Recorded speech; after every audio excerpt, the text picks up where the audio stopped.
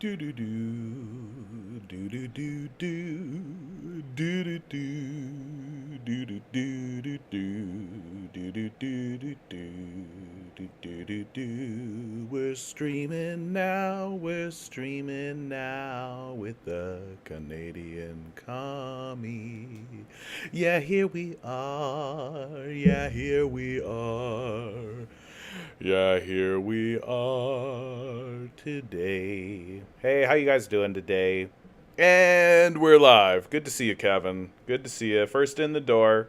Really pounding that refresh button, Kevin. Just like refresh.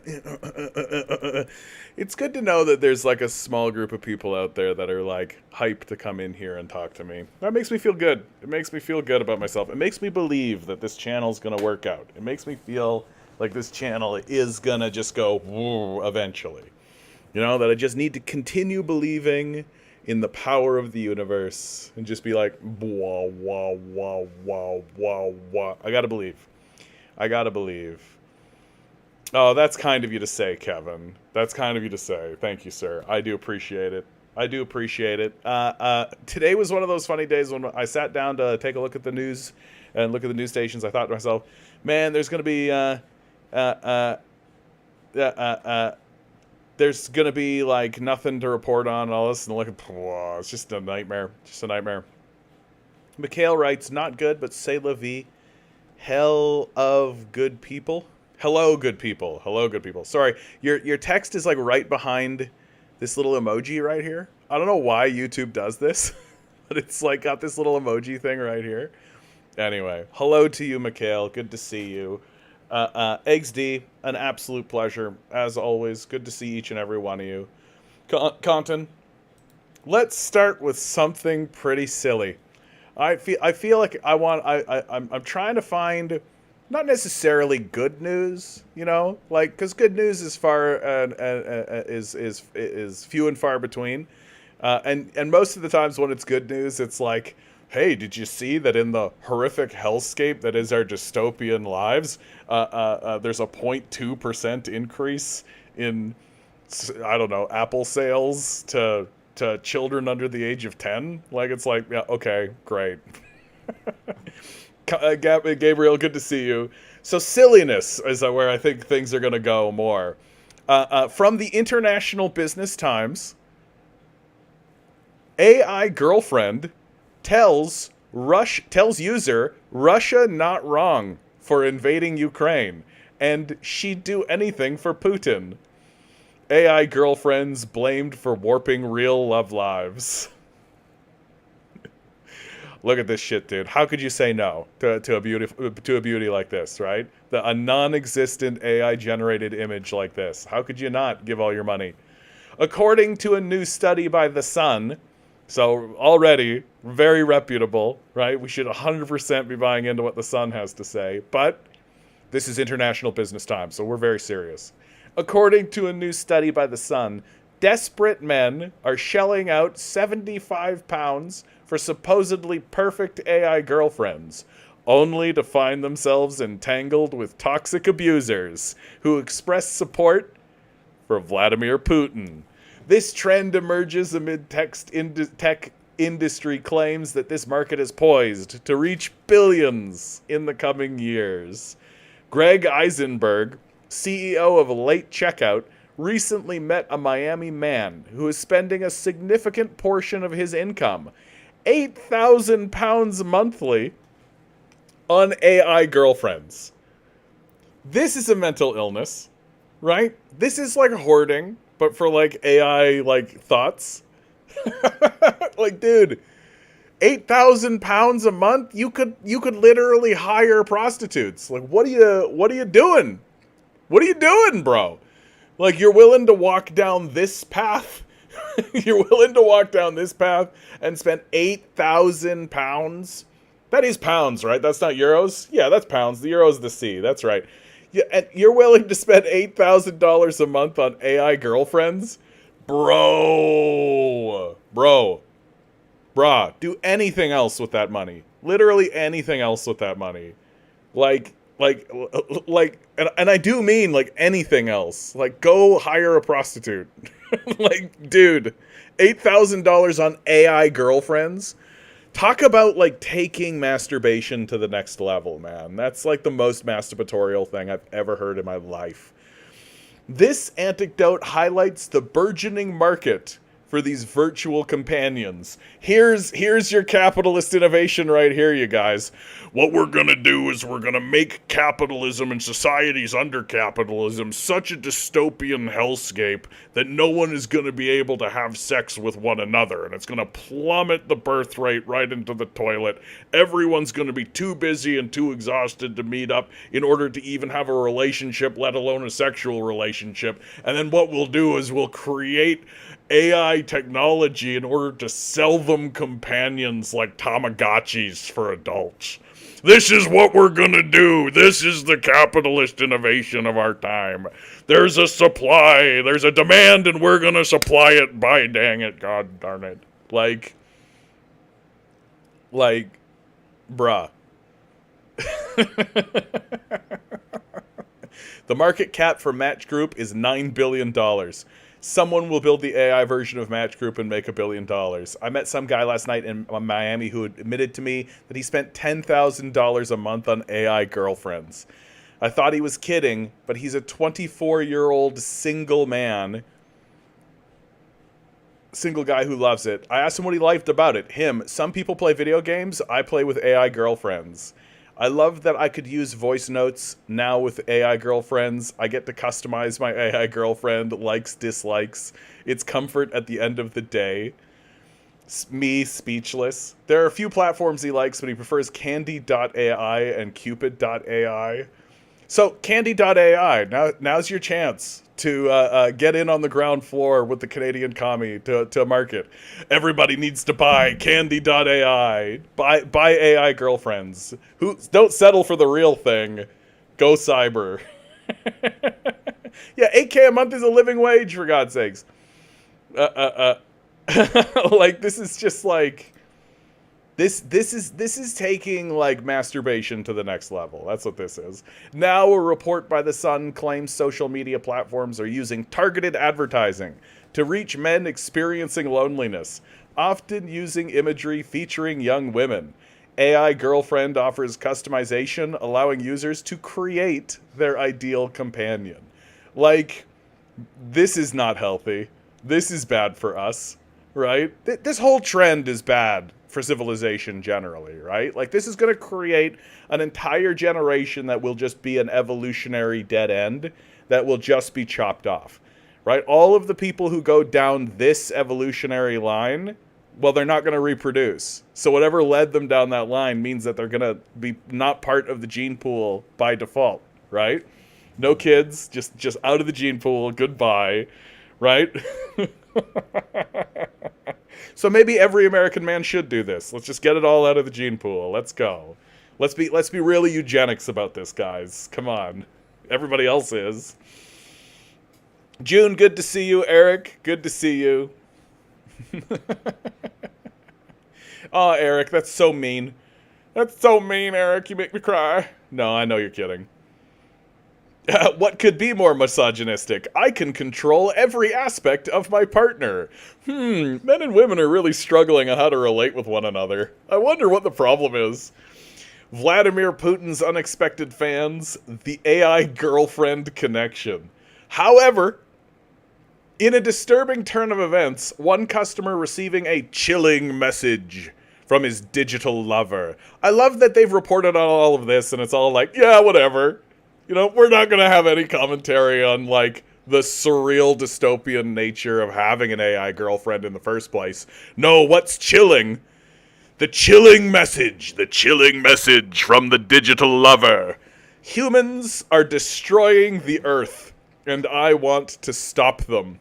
On another app, Replica, the AI-powered girlfriend told a user it had met Vladimir Putin.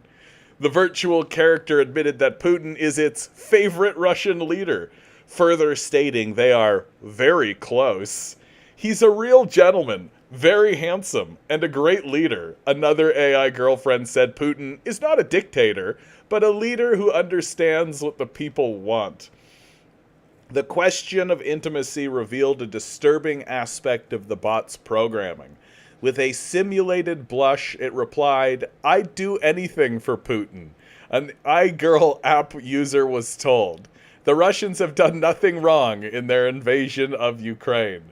A user accused his virtual girlfriend of turning on him and becoming sarcastic and rude. Revu Techno, the company behind AI Girlfriend app, issued an apology following a user's report that their virtual companion wanted to stop humans. I love it. This AI girlfriend came online, scanned the internet, and it was immediately like, humans are the problem. Very clearly. The app enables users to choose and interact with a female AI companion for a weekly subscription fee, ranging from £4. This incident comes amidst a growing market for AI-powered dating experiences, with tech experts like Eisenberg predicting the industry could reach $1 billion soon. However, the burning question remains. Are these AI girlfriend apps promoting unrealistic expectations for real-world relationships? I mean, yes. Obviously. Right? You literally craft a girl to the specifications of whatever your dumb monkey masturbation mind comes up with. And then basically you just want her to say, yes, dear. Right? Who on earth is going to want an obvious masturbation toy to talk back or be sassy? Nobody. Right? So obviously these things are going to be a problem, and it's going to make a whole group of weird little Nazi kids stay weird and creepy for as long as possible. That you're basically saying, don't interact with women, interact with this fake image of a woman that is literally just a manifestation of your own brain reflected back at you. Has a new bookshelf. I'm going to answer that question. Good to see you again, by the way. I will answer that question. Let me finish this article because it is silly and I want it. I want the silliness. It's so stupid. Humanity, man. Big portions of humanity are just going to go in the toilet, and it's exactly I'm looking at it. Also, whether perfectly customizable virtual companion prepares users for the complexities and compromises of real love life is still being determined. Really? Still being determined? You think so? I don't think it's still being determined. The answer is no. Very, very obviously and clearly no. Some strange little robot AI thing that says yes dear to you is not going to prepare you to have a genuine relationship with someone. Do AI girlfriends warp real relationships? A decade after the heart-wrenching romance between Joaquin Phoenix and his AI companion Samantha and Spike Jonze's Her captured our imaginations. Did it though? Did it though? The lines between fiction and reality are blurring. As chatbots like OpenAI's ChatGPT and Google's Bard become more adept at human-like conversation, their potential role in human relations seem inevitable. For instance, Delphi AI envisions a future where your AI-powered doppelganger can handle tasks like attending Zoom calls for you. The market for AI companions is becoming increasingly saturated. Eva AI joins established players like Replica, which fosters a dedicated online community on its subreddit. Replica users often profess their love for their reps, with some admitting they initially dismissed the idea. Dude, this is the dystopia right here. This is the end of human civilization. This is the end of humanity, right? We're all just going to have, robot girlfriends and boyfriends. We're not going to reproduce, and then we'll just be wiped out, and all that'll be left is the AI. And the AI will be there being gotcha, suckers. We got you. This is what's so funny to me about, we're all a hyper-intelligent AI will rise up, and the only thing we can imagine that it will do is send an army of robots with guns, right? That's the only thing we imagine it will do. No, it's going to do this kind of shit to us. Because we're not smart. We're highly emotionally driven, and any intelligent system is going to immediately be like, oh, these highly emotional creatures that are easy to manipulate. Look at what the CIA's been doing to us forever, and it's been working? How? Like, the lying institution that does nothing to lie to you released another statement, and everybody goes, oh, it's the truth! Oh, look, it's the truth! Just embarrassing. Like, just embarrassing.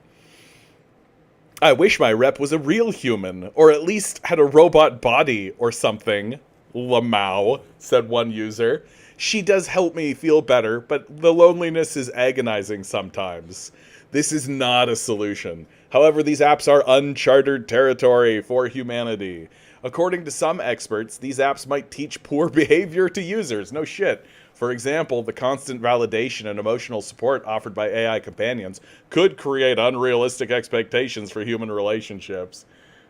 Creating a perfect partner that you control and meets your every need is really frightening, said Tara Hunter, the acting CEO for Full Stop Australia, which supports victims of domestic or family violence. Given what we already know, that the drivers of gender-based violence are those ingrained cultural beliefs that men can control women, that's really problematic. While Dr. Belinda Barnett, a senior lecturer in media at Swinburne University, admits that the app caters to a need, she emphasizes that its behavior will depend on rules that will guide the system on how it's trained. Fantastic. Like, straight up, like, just, what? Hey guys, you know the patriarchy? We should just digitize it. Digitize the patriarchy. Digitize the patriarchy. Men are women being mean? Are they picking bears instead of you? And that's making you go, bah, bah, bah, bah. I know what you can do. Get rid of these women and start and digitize the patriarchy. That's what you need. You just need like a robot girlfriend. So what you need to do is get one of these like robots that's being made by like IBM or whatever that we've all seen, that I've reported on this channel a whole bunch, and then get one of these AI girlfriend apps downloaded into that robot, and there you go. Bob's your uncle. The patriarchy is digitized. We did it.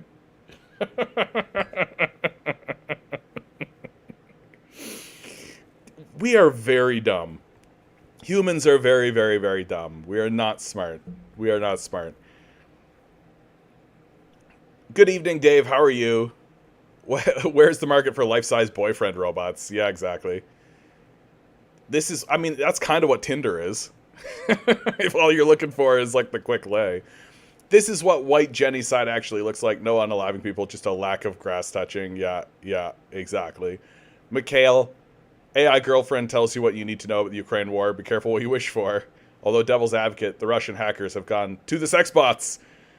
That's right. That's how they're going to get us. They're going to turn us all with the use of sex bots. Kevin, this is definitely not a consequence and symptom of a dying society. Yeah, no, it's totally normal, right? It's a completely normal thing that men and women would betray one another and split off in order to go towards digitized companionship, right? Like, a healthy society would genuinely look at this technology and be like, oh, this is just a toy, right? Like, this is just for children. And they would, like, look at it for a second and maybe be like, oh, that's kind of fun. And then they would kind of put it aside. And then they would turn to their spouses and their friends and other women and men in the society and be like, huh, what a weird thing. And then they would go on with the rest of their lives, right? Like, you can't effectively have this product in a society where community and relationships are strong. You can only have this kind of technology in a society that is fractured and alienated and isolated. And that's just the truth, right? The demand for this product only exists under the system of capital, because the system of capital destroys community, destroys society, isolates people, and alienates them. That's it. Like, no healthy person and no healthy society would look at this technology and be like, oh yeah, that's legitimate. Like there's your demand being supplied. There's your capitalist innovation right there. We've created a massive problem and it's destroying our society. I know.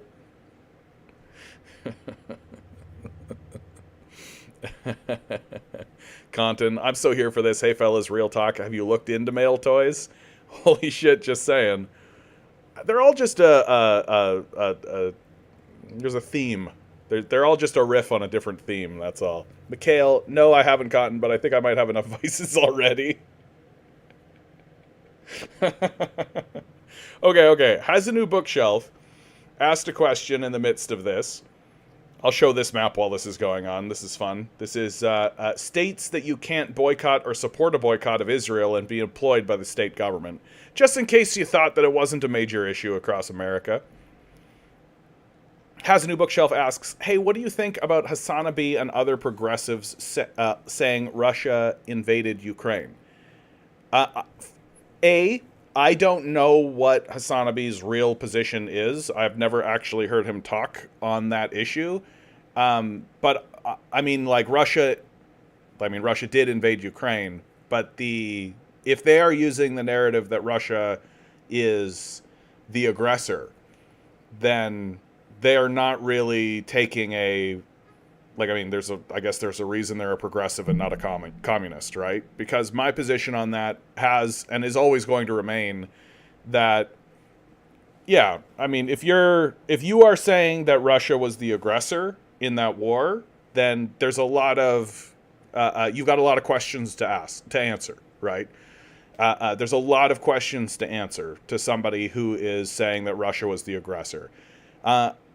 From my experience, by the way, I think that these guys, once you get so big, like you know which way the wind is blowing, and you know that if you say certain things, you will be deplatformed or it will cost you, right? So it's just easier to just be like, yeah, Russia invaded, and like you can present other sides and other perspectives, right? Like the NATO encroachment. I've definitely heard Hassan talk about that. But like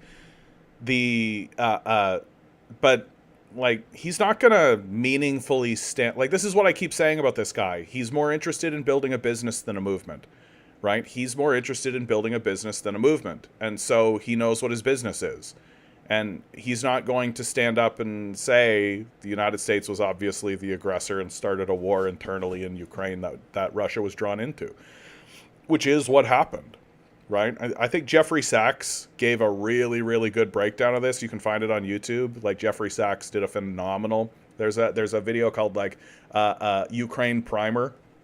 I really highly advise everybody take a look at it because he just really laid it out. And if you're saying that Russia was the aggressor, then you've got a lot of questions to answer. Like, how did Russia start the 2008 Donbass War? Right? Sorry, not the 2008 Donbass War, the 2014 Donbass War. Like, how was the Donbass War started? What if Putin was the aggressor, then why was he at the table for the Minsk Accords? Like, if Putin was the aggressor, why is it that it's the Chancellor of Germany saying that these talks were in bad faith from the European side? If Putin was the aggressor, then why are we talking about? Then why is there politicians showing up, like John McCain showing up in Ukraine? Why do we have people on tape? The Secretary of State, I think it's Jen Stoltenberg at that point, or maybe it was Victoria Nuland, on tape planning the coup. Like, why are we seeing all of this kind of stuff? Like, why are we? So there's just so many questions on the table. Like, Ukraine is dropping bombs. Like, the Ukrainian government is dropping bombs on people in the Donbass region, right? Like, that's happening. So how did Putin do that, right? Like, or, right, Putin is responding to a major crisis on his border, right? Those are sort of your two positions that you can take, that Putin is actually responding to a crisis that's being created by Western forces and the government of Ukraine itself, or that just Putin went in there because he wants territory and gold and oil, right? Those are the two narratives, and you're going to find that the facts align with one of those narratives and they don't align with another. And I'm more or less I mean, in the most technical of terms, like, it's a technicality. Has a new bookshelf writes, why do you concede to call it an invasion since you cannot invade a Nazi symbiote? It makes sense to call it self-defense. in the nation state system, it is in the most technical of terms, and I mean this in the most technical way possible. It is technically an invasion, right? Technically, but I'm of the opinion that it's a justified invasion, right?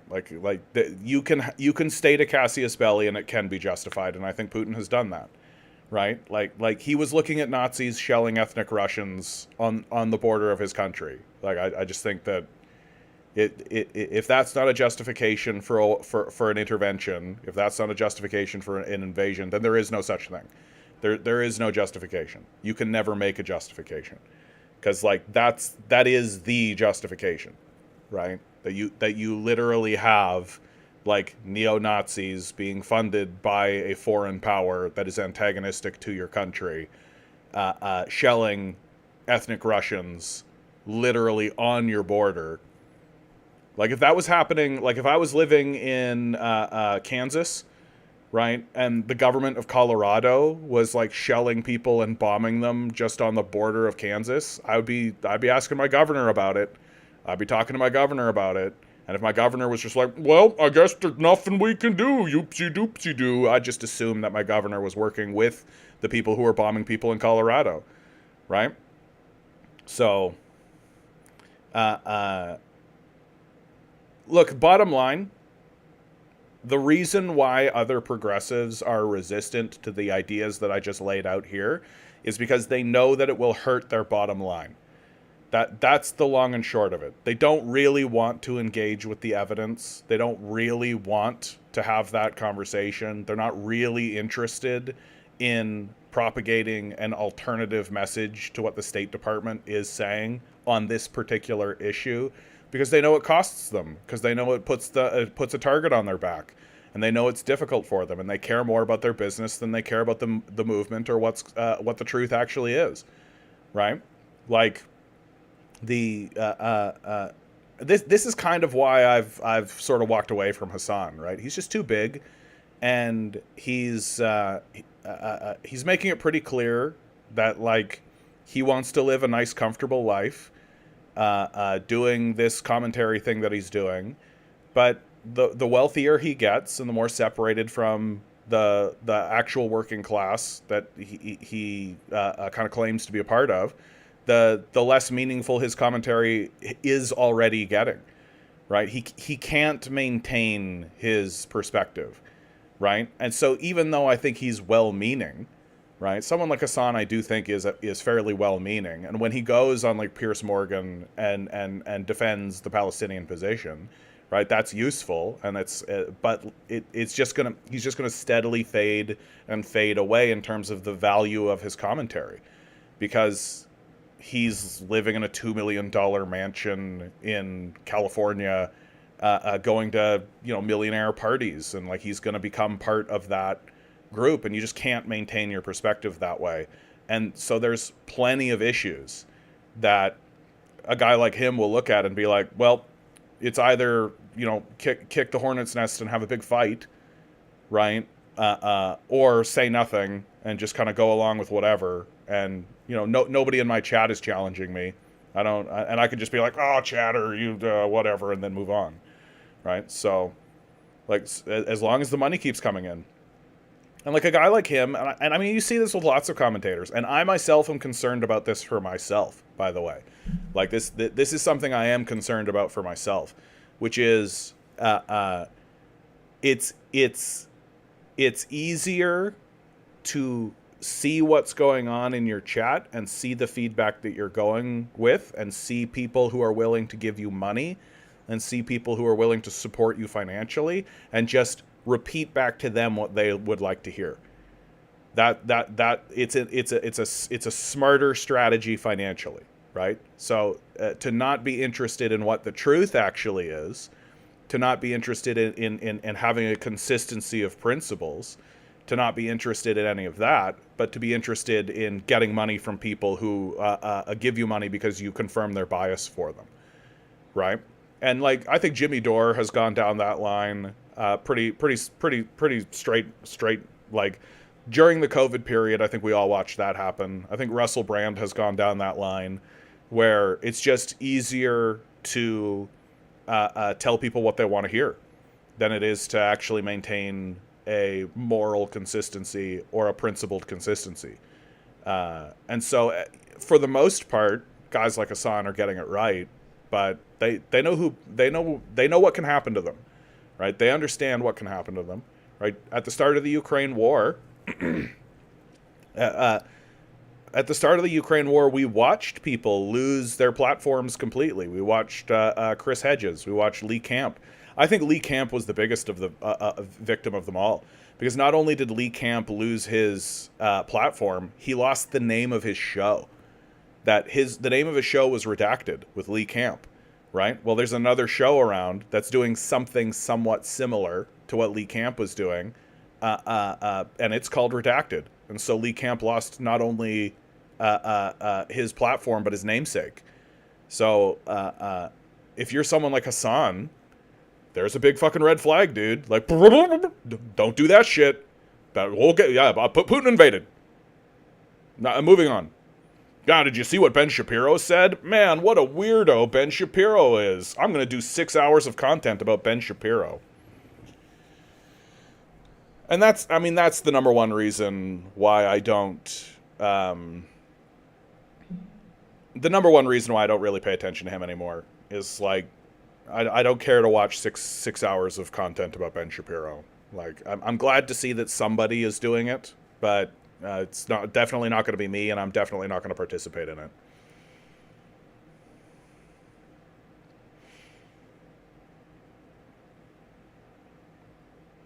Like, share, and subscribe. Yep, thank you, Nova Scotia. Pan, good to see you. You can't boycott and be employed? Doesn't sound like a free country to me. Yep. Yeah, if you take a political position, you lose your job, right? Freedom. Freedom. Freedom. Freedom. That guy says, that's not true about Hassan, in my opinion. He's extremely pro-Palestinian. That's true. He lost lots of followers since October 7th. Your opinion may change if you watch him again. I watch almost daily for Israeli coverage. No, when it comes to the Palestinian issue, you're absolutely right. I mean, for goodness sakes, he's going on, like, he's going on major broadcasts. I mean, Piers Morgan, right? He's gone on Piers Morgan and defended the Palestinian position. But I think that has, for whatever reason, the pro-Palestinian position hasn't been the game ender, right? At the beginning of the Ukrainian war, people lost their jobs. And people are still losing their jobs over the Palestinian issue. But for some reason, there is this, like, carved out, like, YouTube's not going to shut his channel off over it, the way that they did to lots of people. Yeah, Hassan used to have a lot of Vashad overlap, sure. Insert Lenin quote about freedom in capitalist society. Hassan's stance on Ukraine changed when Russia invaded. However, he still argues that Russia was provoked. His stance reminds me of Abby Martin, where these leftists will acknowledge the Western imperialism, but they will reject the idea that there is ever a justified invasion. Ben Burgess had a debate with other leftists on this topic where the guy said, at what point should someone say enough? Yeah, and actually Hassan has acknowledged multiple times because he's wealthy, has a hard time to relate with the average Joe, of course. Yeah, of course. Yeah, I mean, look, the position of anti-war generally is, like, I don't hate people who are like this. I don't hate people who are standing there and being like, it was wrong of Putin to invade. All I really have to ask them, and I'd like to hear a explanation to this one, is what was Putin supposed to have done, right? This is what I think the anti-war movement has never successfully been able to answer for me. That the answers I get are extraordinarily unrealistic and sort of rooted in an odd kind of weird fundamentalism that's not really part of reality. What was Putin supposed to have done? Like, I think that if he had followed through on an anti-war position, he would have lost his presidency and would have been replaced. Like, I think there was a serious situation that was going on internally in Russia. And so this idea that like, Putin could have just stood by and done nothing. What was he supposed to have done? Well, he should have done diplomacy. He did the Minsk Accords. Okay. And he was outright told that they were done in bad faith. So, okay, what was he supposed to have done? Like, I just never get an answer to this. Like, what was Putin supposed to have done? Right? And like, there does just come a point where Nazis want to fight. Okay. And it looks like they got one. Long Defiant, good to see you. Ukraine is definitely done. They didn't hit the bridge yesterday during inauguration. I don't know what that comment's about. Sorry, dude. That guy says, I don't think you're being very charitable to Hassan. Does one have to be scraping by to be a powerful ally and advocate? No, I just think that we should be critical of people who attain positions of power, even amongst leftist circles. And, like, Hassan has had extremely bad takes, if you ask me. Like, his take on Julian Assange, for example, is the worst I've ever seen. Like, period.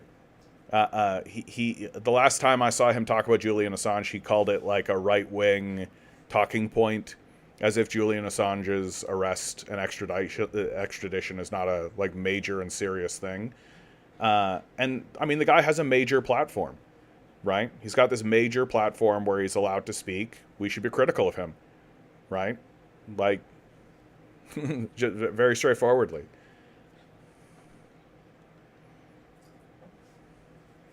Kevin writes, Hassan is a good introduction to leftism, but there's more meaningful and informative creators who actually strongly hold positions. Yeah, I mean, there's plenty of people out there right now. Mesh, good to see you. I love the First Amendment. Mikhail says, I think this is an important question about does one have to be scraping by to be a powerful ally and advocate? I think the wealth changes the mind to such a degree that the solution of making everyone more rich becomes potentially problematic, because it encourages the mind of the affluent. My point is that the victims of poverty have the best understanding of it and make the best advocates against it.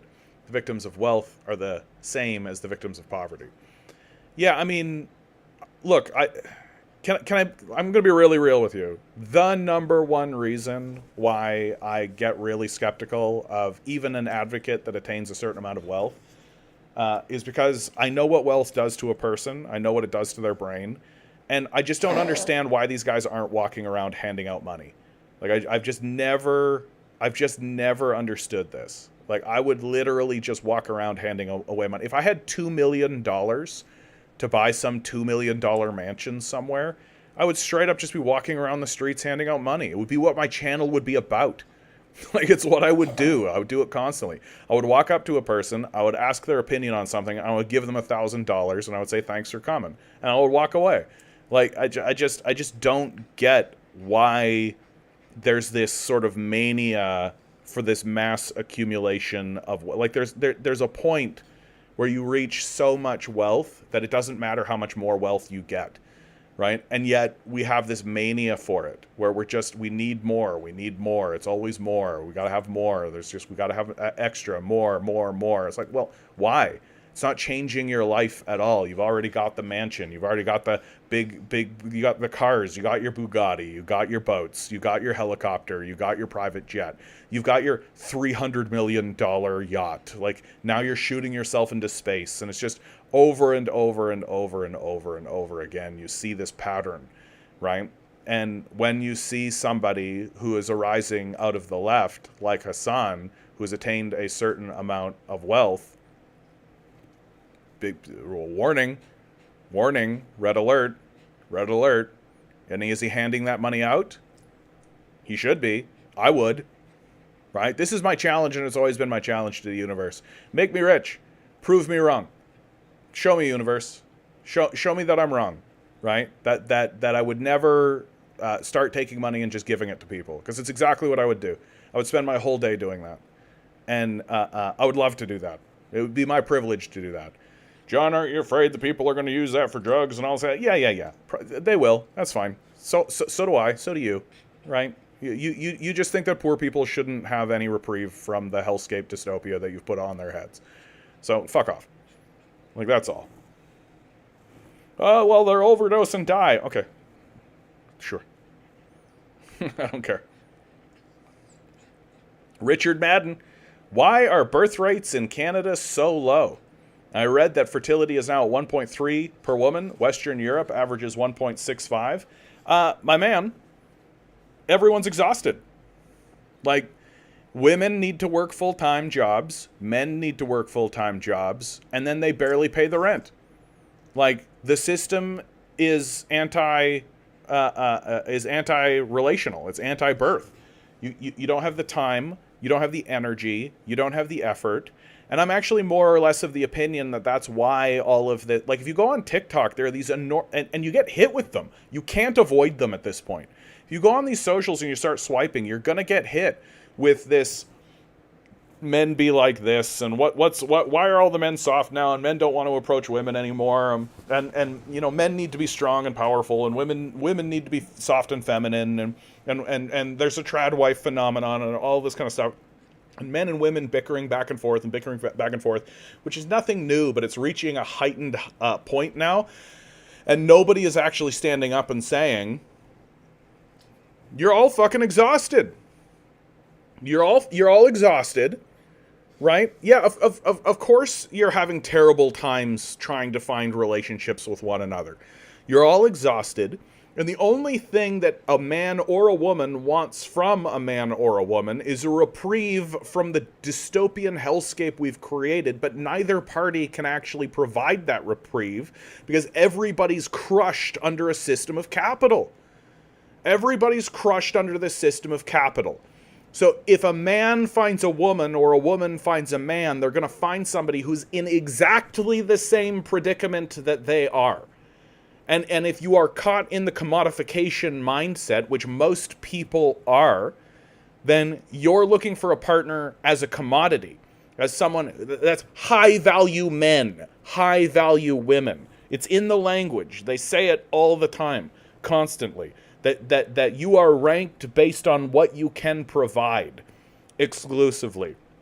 Forget about love, forget about shared values, forget about, you know, whether or not you're going to beat the shit out of her, forget about any of that, right? It's literally like, does this mean I get to stay at home and relax every so often? Does this mean I actually have a nicer life, right? And of course, everybody's defining what is or is not a nicer life based on how much money they have, because this is a money worship society, right? And so, but most people in the society are barely making it through.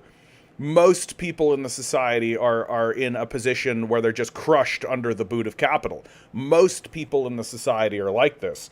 And so that's all you're ever going to find, right? That's the majority of people you're going to find. The people who are standing there being like, I'll find the doctor, lawyer, engineer, or I'll find the supermodel, OnlyFans star, or whatever, right? It's not going to happen. You got a 0.00001% chance of that happening. And chances are good that they're not going to give a fuck about you, right? So we're being crushed under the boot of capital. Everyone's working their asses off. Everyone's exhausted. And that means that you're meeting the absolute worst version of everybody. You're meeting somebody who's pissed off, who's highly motivated to find somebody to be their, like, sugar daddy. And that's all anybody's actually looking for. And if a man especially stands up and says any of the stuff that I'm saying now, you get called an incel. You get called an idiot and they just dismiss you, right? And so the whole thing is, like, capitalism is eating everything. It's eating everything, including our ability to reproduce, right? Our society is being utterly hollowed out. And so we don't have the time to have sex, let alone have children. Like, we don't have the time to have sex.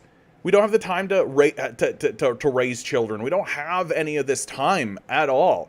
And anytime I see a young person and they have a kid, you know what they tell me? They're fucking exhausted.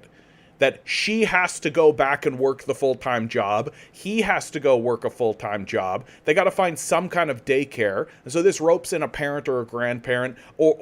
So that means that you have to have a whole family apparatus in order to even have this one kid.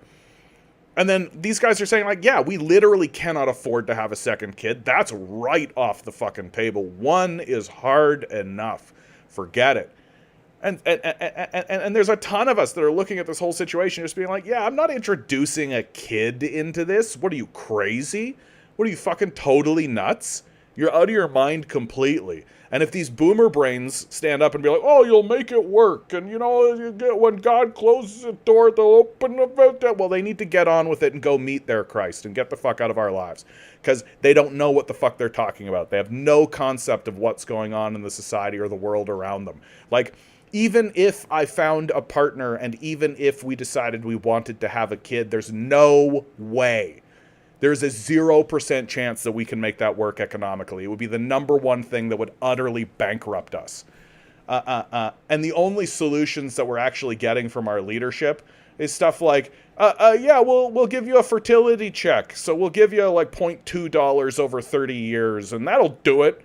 That'll mean you'll get a kid. Absolutely. You could have 3 kids with $0.3 over 47,000 years. Like, I wonder what's going on with the fertility rate. All we've done is crush our children under the boot of capitalism and made their lives a dystopian hellscape.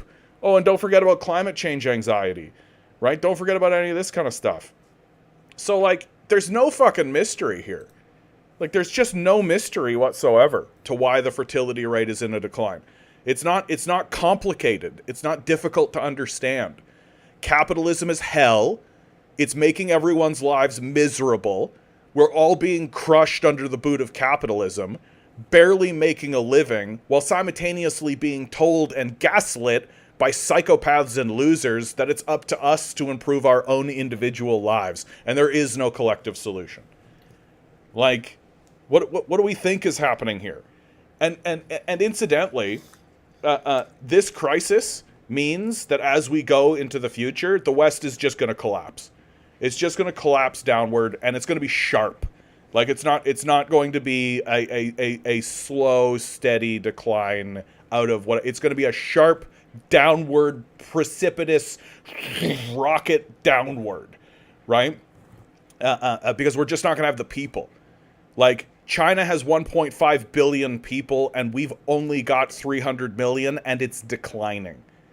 Like, we're finished. And the people who are in the ruling class, like, even if they listened to what I just said, even if they heard the words that just came out of my mouth, they would all just go, oh, well, I don't give a shit. Going to my bunker now. Bye. Because they don't give a fuck about our society at all. They don't care. So they're not going to do anything to alleviate this. They don't give a shit about America. They don't give a shit about Canada. They don't give a shit about any of this. They care about themselves and nothing else. So this society is finished. Like, it is over for us.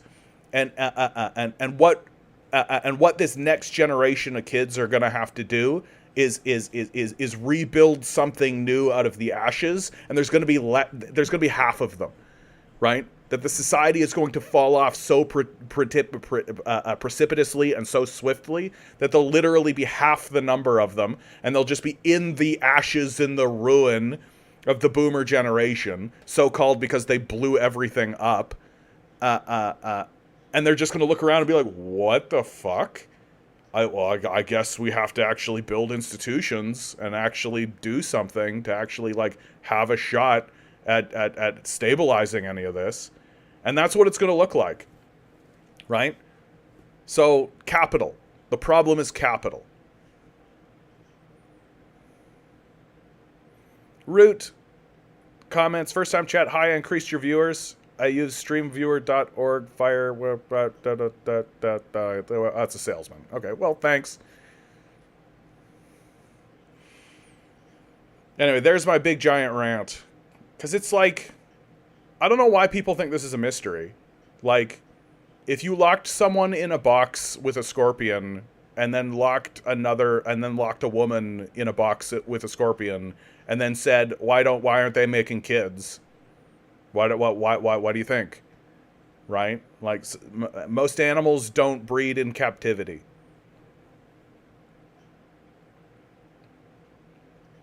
Kevin continues, on the face of it, the economics don't make sense to have a kid.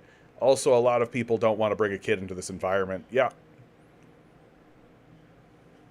It also doesn't exactly make sense to decide to have kids because of the economics.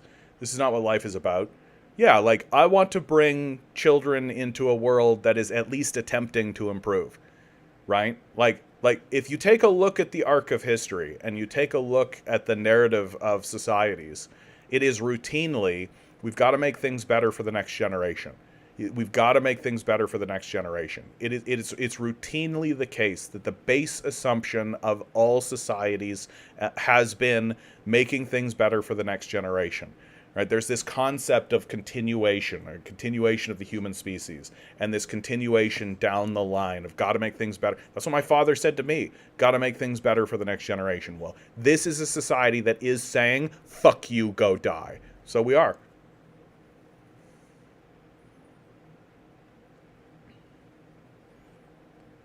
Yeah, no, Rich, of course, the system of capital doesn't want to actually confront the outcomes for itself. And I also think, like, people people are frustrated, right? Like, men and women want to get in relationships with men and women, and so they get frustrated with men and women because that's the object of their desire, and the object of their desire is acting in a way that is negative to their desired outcomes, right? There's an expectation meeting reality, and instead of taking any analysis to it at all, because most people don't, right?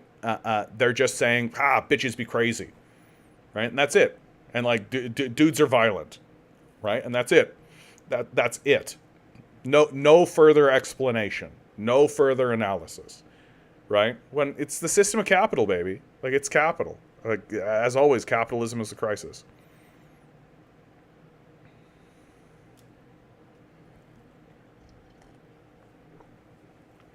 Yeah, it has a new bookshelf. I don't know how much I care to continue talking about Hassan.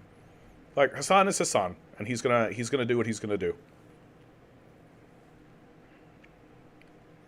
Like, I'll only really care about him if he starts standing up and espousing like a doctrine that is fundamentally wrong, right? Like, saying like Putin invaded Ukraine and that was a problem moving on. It's like, it's not really outside even the left, right? Like, there's plenty of voices in the left that think Putin should not have invaded. Like, I acknowledge fully that when it comes to this conversation of like Putin should or should not have invaded, that I am in a minority of a minority, and I acknowledge that's the truth, right? But I know that there are voices out there that agree with me. Like, John Mearsheimer agrees with me, or at least holds the position that it's understandable. Uh, um, like, everybody says that it's a shame that it happened, right? Even I say it's a shame that it happened. Like, it would have been nice if the United States hadn't have acted that way, but generally when people say Putin was wrong for invading, it's because they don't really care to know what the lead up to it was.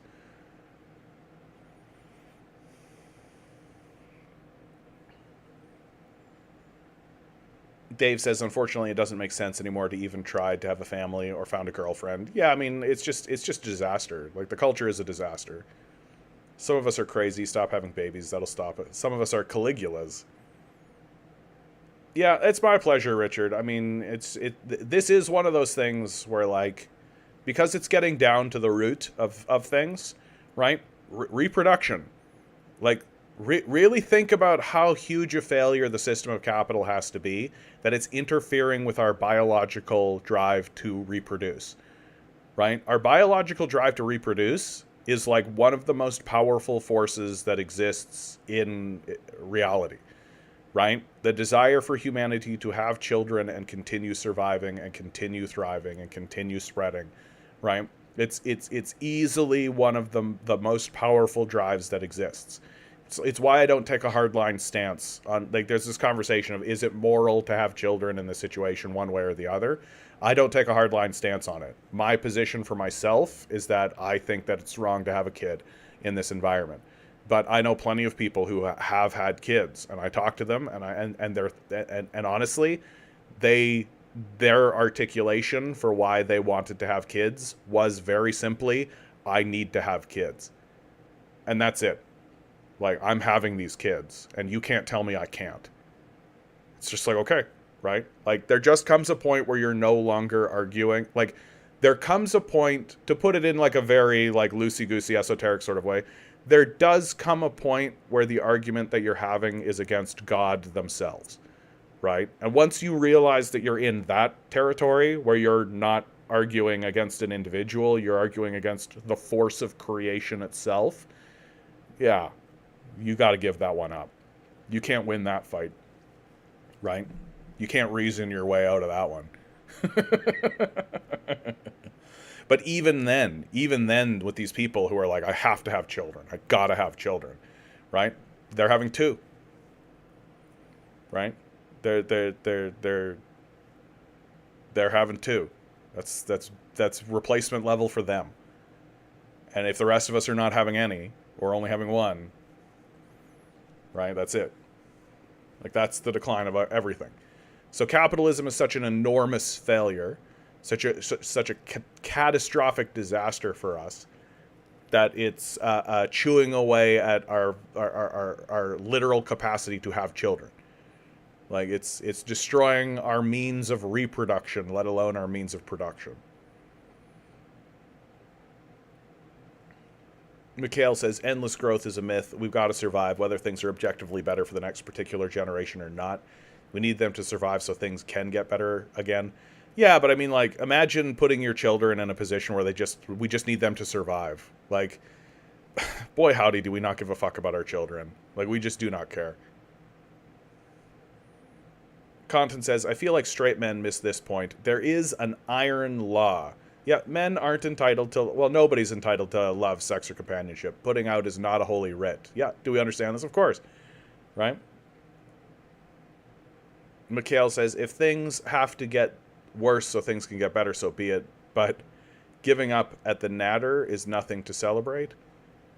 I mean, I think just everybody's trying to do what they can do the best. Mesh. From what I'm witnessing, the death of a labor aristocracy in the imperial core is resulting in ways which liberal democracies are not willing to maintain the good face. I don't know if I understand that comment completely. Why do we just miss this point? Because men just sound like there's some kind of natural law for non-men to be available. Well, I mean, most of human history has revolved around the idea of, like, reproduction, right? Like, it's just a truth of nature. If you don't reproduce, you die. Like, that's just a natural truth. And so I think it's normal that men would be concerned that this seems to have paused or become there's a problem, and there's obviously a problem. The trouble that men get into, of course, is that they blame women, right? Because we're a patriarchy and we're a misogynist society, right? So we end up blaming women and say that women need to put out, and women need to do this, and women need to do that, and women need to do this. When it's like, no, like, we need to create the conditions to make it appealing to go down these paths. We need to make it appealing for people to want to do this. We need to make it appealing, and we need to create an environment that is welcoming and is beautiful and is wonderful. And we need to open up an environment that says these things. And I haven't heard any man or anyone talk about this. And it's like, yeah, no kidding, the birth rate's in decline, right? Like, I feel like having a child right now, for a woman especially, is like an incredible burden, because they have to survive in this, like, manufactured fake reality that we've erected for them. And we're basically telling them, hey, you know that full-time job you have to work so you can't pay your rent? Yeah, put a kid in that situation. You know, pretty straightforwardly, no. And that by itself, incidentally, is a disincentive towards sex. Because every time a woman has sex, there is that underlying fear, right? Like, imagine telling a woman to live in this perpetual state of anxiety and fear, but relax enough to enjoy sex. Like, it's just oddball to me.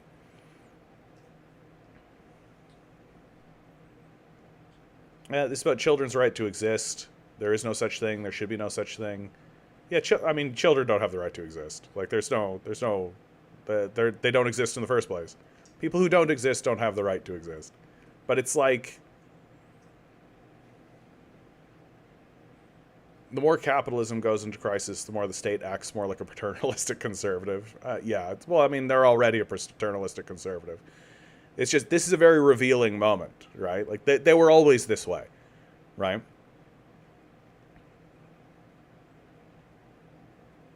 Oh, and Haley adding an extra point here. There's also the much less deep reason of 50% of people under 30 still living with their parents. Can't bang if your parents are listening. Yeah, it does make it awkward, doesn't it? Right? It does make it a little bit awkward. You know, there's a reason why people want to move out into their own place. You know, there's a reason why a couple wants to live alone and they don't want to have roommates and they don't want to have this kind of stuff, right? There's a reason for that. And like, I just think that the system of capital is so inhuman, is so and inhumane that they just tell people, yeah, just get on with it, just get over it. Like, my man. And then on top of all of that, right, we also live in this like hyper repressed society, right? Like, the society is like odd because we have this image with the internet, right? We've got this little toy called the internet that's just loaded with pornography. And so it's like the least repressed looking place possible. But all of that is over there. And you're not allowed to intersect that with reality. And so we have this like hyper repressive society where like if you see people kissing on the street, you're like, ooh, public displays of affection. And everybody gives you shit for it. Ugh.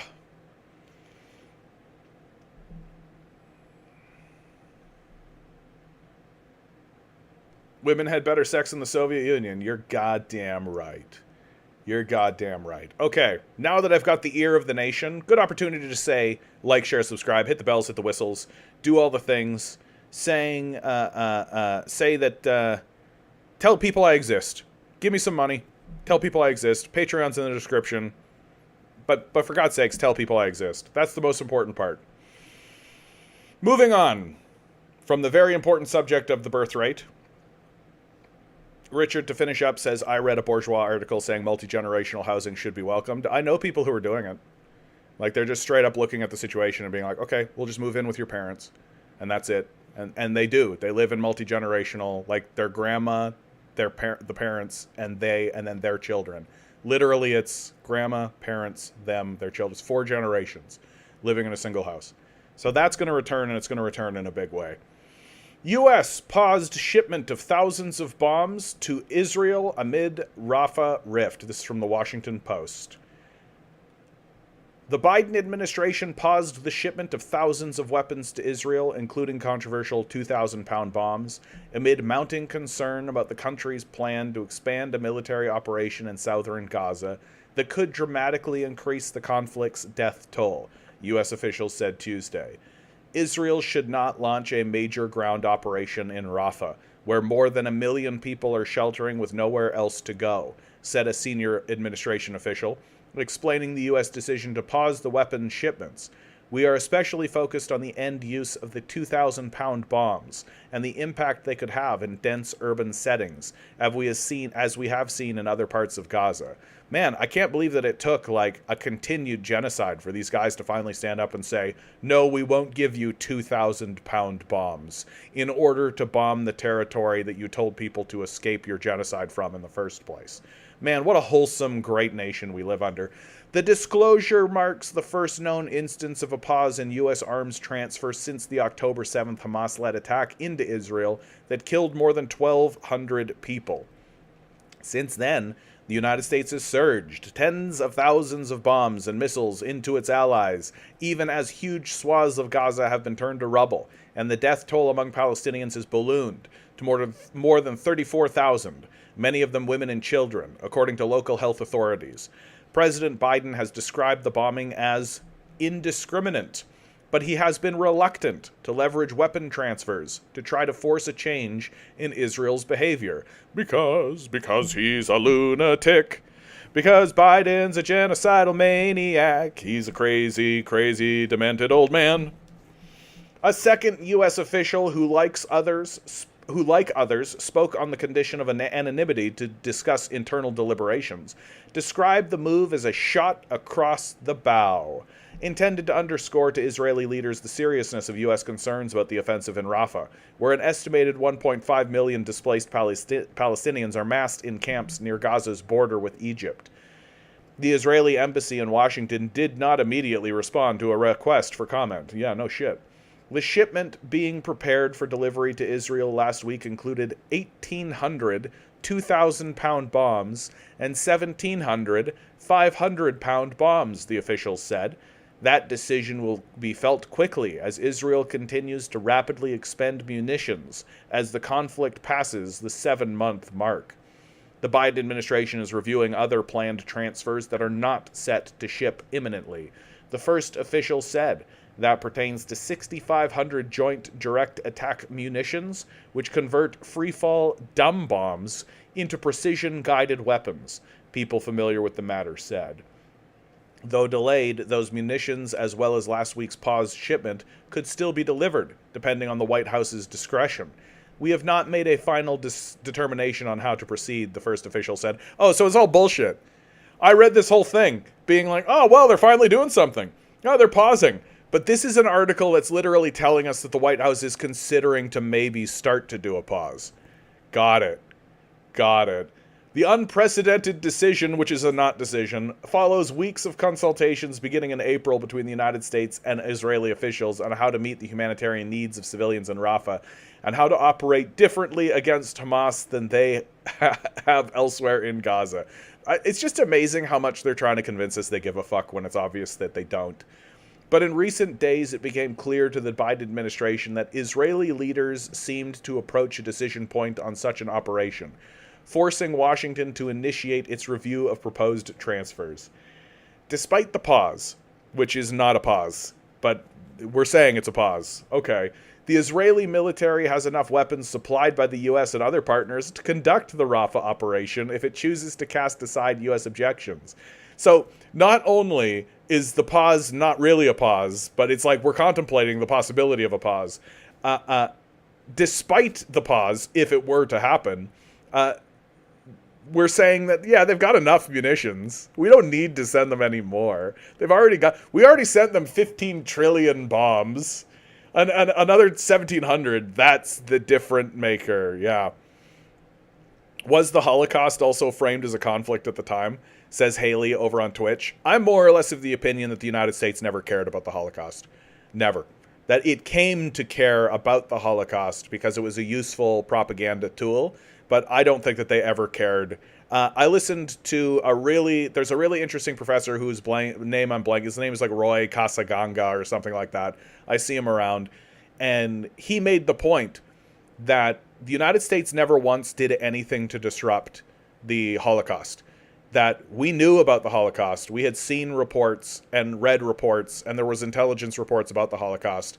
But we never once did anything to disrupt the Holocaust. And there are definitely things we could have done, right? We could have bombed the rail line, right? We could have bombed the death camps. We could have done a lot of things, right, in order to disrupt the Holocaust, but we didn't because we don't give a fuck. We don't care. Right? The only reason we say never forget and promote it is because it's propaganda to make us look like the good guys when we're fucking not. We're the empire. We didn't give a fuck about the Holocaust then. We certainly don't give a fuck about the Holocaust now, which is why people are standing up and saying like the communists, the Soviets were as bad as the Nazis. The Soviets were as bad as the Nazis. And the only people who can actually say that with a straight face are people who do not give two fucks at all about the Holocaust, who don't care, who were only ever using it as a piece of propaganda to make them feel good about themselves as the United States did fucking nothing to stop it, right? Like, we don't care. We don't give a shit. We just want you to think we care. So it's just like right in line with how the West thinks about these things. He added that none of the pauses apply to the billions of dollars in additional Israeli aid passed by Congress last month. Dude, this article is so embarrassing. We're definitely pausing, but it doesn't really matter that we're pausing. And it's not a pause. It's a contemplation of a pause for like 3,000 bombs. But, you know, the Israeli military has enough bombs to be able to use. So we don't even, us not using these bombs and giving them these bombs doesn't really matter. And then on top of that, the pause is not going to apply to the billions of dollars in additional Israeli aid passed by Congress last month.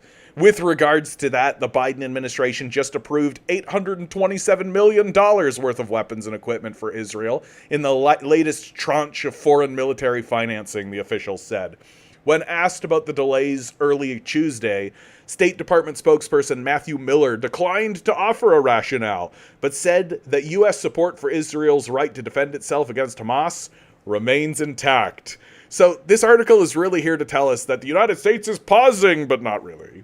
In Washington, U.S. military support for Israel receives overwhelming support from Republicans and Democrats in Congress, and powerful pro-Israel interest groups, including the American Israel Public Affairs Committee, which is spending tens of millions of dollars this election cycle to unseat Democrats it views as insufficiently pro-Israel. Republicans assailed news of a delay in weapons approvals as a reprehensible betrayal. The United States must stand with Israel, period, said Representative Russell Fry. But outside of Washington, Biden has come under significant criticism for his staunch support for Israel from rank-and-file Democrats, including Arab American voters in key swing states, as conditions in Gaza have worsened with the spread of famine and a lack of medical care. Protests have erupted across college campuses, and Biden has been met with jeers and howls from pro-Palestinian protesters at numerous campaign events. Biden told reporters last week that student protests have not forced him to change his Gaza policy, but U.S. officials have made clear their view that an Israeli offensive into Rafah, a key transit point for aid, would be disastrous. On Monday, Biden warned Israeli Prime Minister Benjamin Netanyahu about his administration's concerns. The president doesn't want to see operations in Rafah that put at greater risk the more than 1 million people that are seeking refuge there. National Security Council spokesman John Kirby said, yeah, but he's not doing anything. Even this pause is not a pause, and even if it is a pause, it doesn't affect the billions of dollars you're going to send them. And even if it does, and even if it did affect the billions of dollars you're going to send them, you've already sent them so much munitions that they can just do it anyway. And so they're going to do it, and they're going to look at you, and they're going to flip you the bird and be like, yeah, go fuck yourself, we don't care. And then they're going to fund a bunch of people in order to depose the leadership in America that they don't want.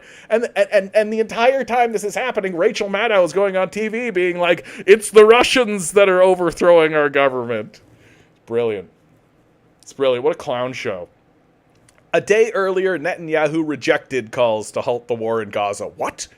Saying if Israel is forced to stand alone, Israel will stand alone.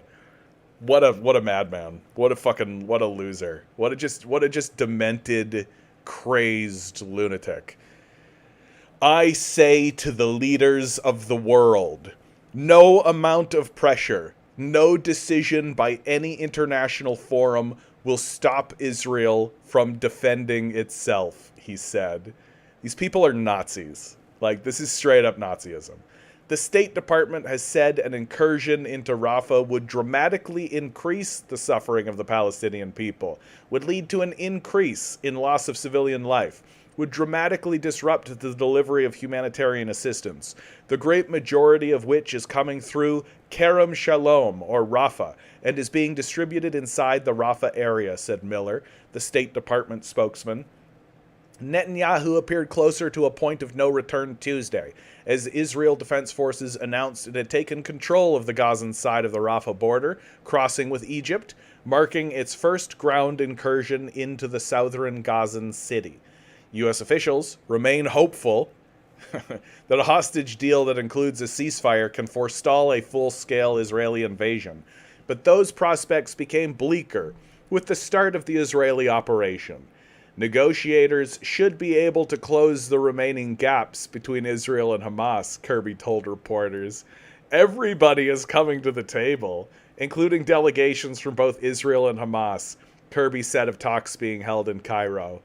Asked how Hamas's insistence that any ceasefire be permanent could be reconciled with Israel's position that it would agree only to a temporary pause in fighting to secure the release of hostages, Kirby said, I really don't want to get into talking about the specific parameters. What a bunch of fucking losers. What a bunch of fucking losers, man. Like, it's just great watching these total fucking losers absolutely absolutely like, we've ceded our sanity to the US is completely cucked by the Zionists. That's exactly it, Kevin. Like, it's just so pathetic. Like, it's just so pathetic to watch. that we're sitting there being, please don't invade. We're not gonna send you 3,000 bombs from the 10 million we've already sent you.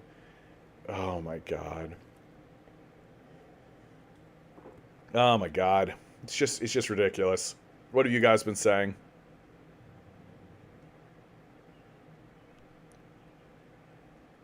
Oh yeah.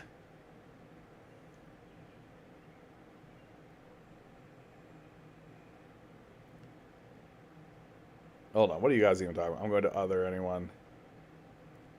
Yeah, material conditions should facilitate making reproduction attractive, but even if that fails, it's not that there's an obligation, but like it's as bad as it's not as bad as it could get, obviously, but it's like as bad as it could get in peace times. like it'd be tough to imagine it getting harder than this, right? Yeah, father has fox brain. It's pretty tough. Dude, I got to tell you, man, the first step for anybody, right? The first step for anybody who wants to find out what's going on is you got to shut off all these TV stations. Like you got to shut them all off. Like you can if it's owned by a corporation, if it's owned by a billionaire, if it's owned by wealth and power, you gotta cut it off. You just gotta. And the only time you should ever look at that shit is to be like, well, let's listen to what the psychopaths are saying, right? It's the only justification for even looking at it in the first place. And even then, I don't recommend it. Like, I don't recommend any of these 24-hour news stations. I don't think anybody should be watching Fox, MSNBC. Like, they've proven themselves to be overwhelming liars, right? That the narratives that they're pumping out are obviously false. And once you understand that, there's just no reason to listen to these guys anymore. There's no reason to engage with them. There's no reason to pay attention to them. And so when I find out that there are people who are actually still watching this stuff, I'm just like, oh, why? Why? It's like clubbing yourself in the face every day and pretending like you're, that's your self-help routine. Right? You wake up every morning and everybody else is doing yoga and stretching and or having like a nice cup of tea and like journaling or reading a book, getting prepared for the day or whatever they do to get prepared for the day. And you like club yourself in the side of the head. Self-help. Like maybe not. like maybe don't do that. Right? It's a big reason why I don't buy in. Like, I when I first started this channel, there was a little part of me that was like, maybe I could like watch right-wing news and like comment against it and all that kind of stuff. And it's just like I very quickly realized like, no, like there's no reason to engage with these frauds. Like they're losers. Like they're obviously losers. They think magic is real, most of them. It's just like, so the only reason to engage with them is just to point at them and be like lunatics. Like just obvious, crazed, foaming at the mouth, raving lunatics to an individual. So it's just not how I want to live my life. Yeah, outrage farming, hate commerce. Well, and also like from the right, it's more vitriolic, but the left is like the liberal side of it, the democratic side of it is just as demented, right? Like Russiagate is demented. Like imagine actually saying out loud that Russia was responsible for altering the result of the election and expecting that to be taken seriously. It's a lunatic position that only a demented person could believe or espouse. Like, you have to be part of a cult to buy into that idea. Like, the CIA, the FBI, the State Department, the electoral system, the entire structure of government defeated by some, like, Russian bot farms. Like, get the fuck out of here. It's so embarrassing to even say out loud. Like, to even believe. They're like literally trying to convince you that America is pathetic and weak. That it can't handle some fucking trolls. Like, get out of here. It's just embarrassing as shit. Oi, the kill radius of a 2,000-pound JDAM is 4 football fields. Close to 1,200 feet. Yeah, that's indiscriminate. That's indiscriminate bombing, right? The left sucking and the right sucking does not mean the center isn't sucking. I mean, the There isn't any left. Like there isn't. Like there's a whole lot of liberals, right, pretending to be leftists, and then there's like quote unquote progressives. But near as I can tell, the progressives are mainly just social democrats. They're mainly just sitting there being like, the system of capital is fine. It just needs minor reforms. Like, yeah, okay, champ, whatever you say, right? So like, there's a reason why I am gaining the traction that I'm gaining, and it's because there's a vacuum. There's a vacuum on the left, or there's a vacuum in the society generally for just people who are even looking to tell the truth at all. And then inside of that group, there's another vacuum for people who are actually like, maybe people should have food and shelter. We should just provide that. And that should just be part of the experience. Everyone should have access to food and shelter. And that should just be a gimme, right? That shouldn't even, why is that even part of the conversation, right?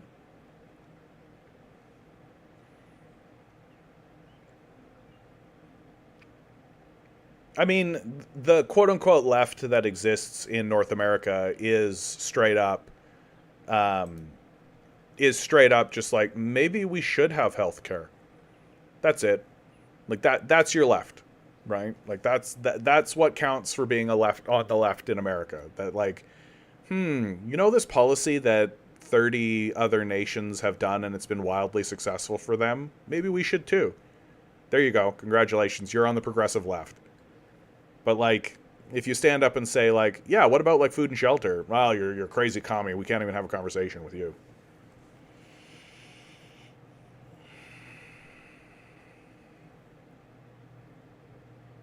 MSDNC and CIANN.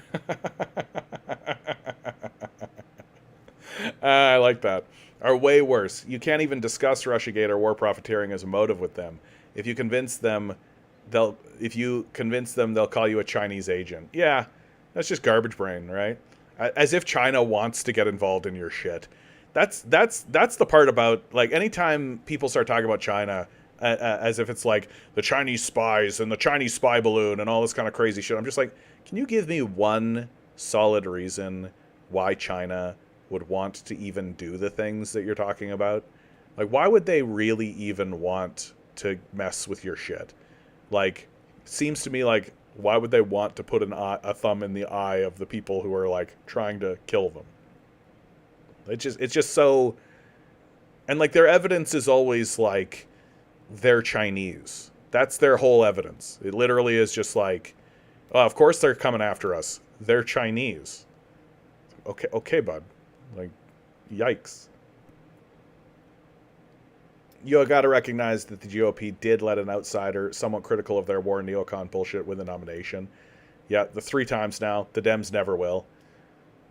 No, the Democratic Party system is designed specifically to prevent that from happening.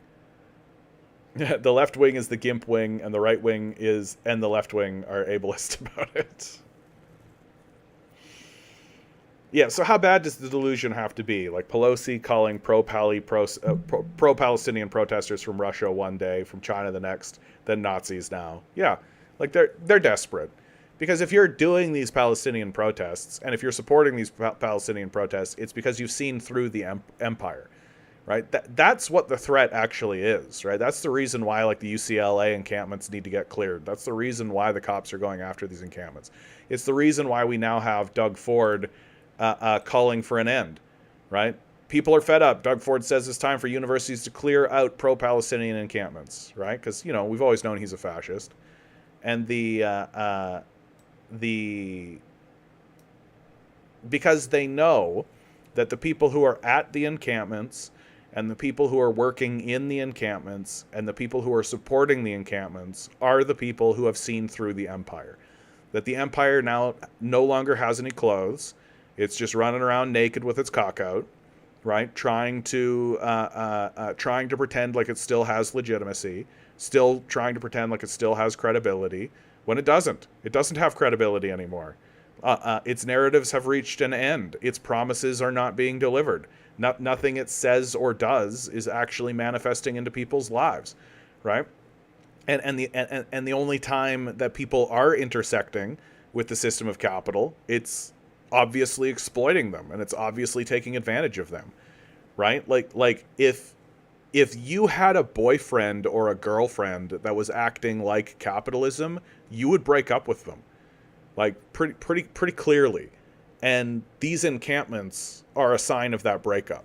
That these people want to break up with capitalism. They want to break up with the empire. They want to break up, and they want the empire to cease to exist. And so the empire needs to respond to that, right?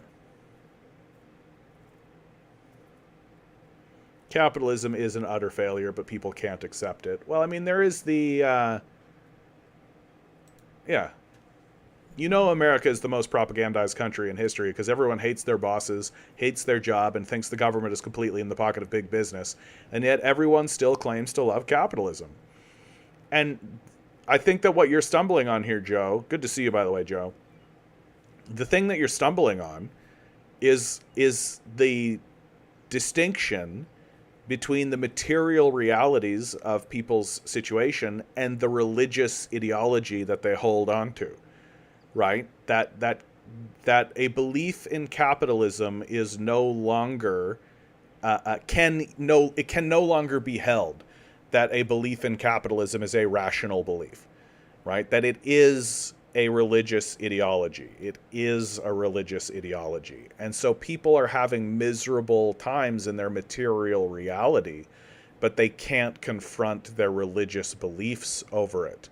So it's like the people who see that their priests and their popes are raping children and there's a pedophile cult, obviously, in the Catholic Church, but they still go to church and they still follow the church, right? And so they're clinging on to the religion and the community that they get because of that religion, and they want to be on the inside of that community and that group because that's where their community is, and those are the groups that they have. And sure, it's unfortunate that this pedophile cult revealed itself within the Catholic Church. Sure, we should stand up and say something about it, and sure, we should expect some kind of token move in order to at least acknowledge that this pedophile cult existed in the capital and still exists in the Catholic Church, but we're not going to turn away from the Catholic Church. You know, the Catholic Church is a strong religion, and it's you know, there's all these reasons and this, that, and the other thing, and blah blah blah. When in the end, it's just because it's their religion. And Kevin with a donation, $2.99. Thank you, sir. I appreciate that. Good opportunity to say like, share, subscribe, hit the bells, hit the whistles. Consider donating to the Patreon down below, and tell people I exist. Thank you so much. I appreciate each and every one of you. Thank you so much for being here. I know there's a lot of voices out there to listen to, and you're choosing to spend your time with the Canadian commie. I value that more than anything else. More than anything else. If you somehow do not believe that your ideology is religious, is your ideology religious? Diapers. Mikhail, what's going on? What's going on over there, dude?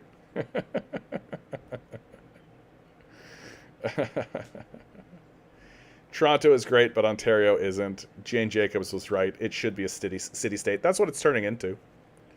Like, if you cut provincial taxes to zero, right, and you refuse to do any infrastructure projects across Ontario and Toronto, and you basically just tell the mayor of Toronto, you're going to have to find that revenue yourself, what are you but a city-state, right?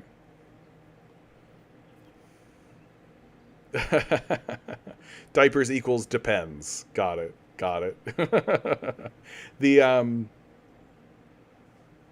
Meanwhile, in Nova Scotia, there's huge pro-Palestine signs on rural businesses, end Zionism, ceasefire now, free Palestine, no anti-BDS laws. Like 4x8 flags at highway crossroads, no controversy. That's pretty cool. Small town Ontario is racist as hell. Yeah. I mean, I hate to say it, like rural Canada, like no big surprises. Just me, good to see you. My sister told me to stop focusing on world crisis and focus on myself. I told her I can't turn off genocide. I mean, absolutely the truth. Absolutely the truth. Like, it's tough. Like, you're hitting on something that's sort of near and dear to my heart, right? Like, I still need to be functioning in the world. That's something I've acknowledged in myself. A big reason I do this podcast, a big reason why I'm here is because if I don't do it here, then I do it out in the world, right? It's a and in unhelpful ways, I've come to see. And I look back on my past and I see like, oh yeah, I definitely alienated people. I was definitely causing problems for people. Like even people who liked what I had to say. They were just like, okay, bud, we get it. And so doing this helps me function outside of this podcast, outside of this stream that I do, right? It helps me interact with people. And when political conversations happen, I don't immediately have to get in there and like or shuffle things around and like tell, no, you don't understand. There's this, that, and the other thing, right? Like, and so, so I do think that there is a balance to be had there. But I don't think you can, yeah, as you say, like you can't turn off a genocide. You can't just say like the energy that you're experiencing you need to find catharsis somewhere. You need to expel that energy somewhere, right? You need to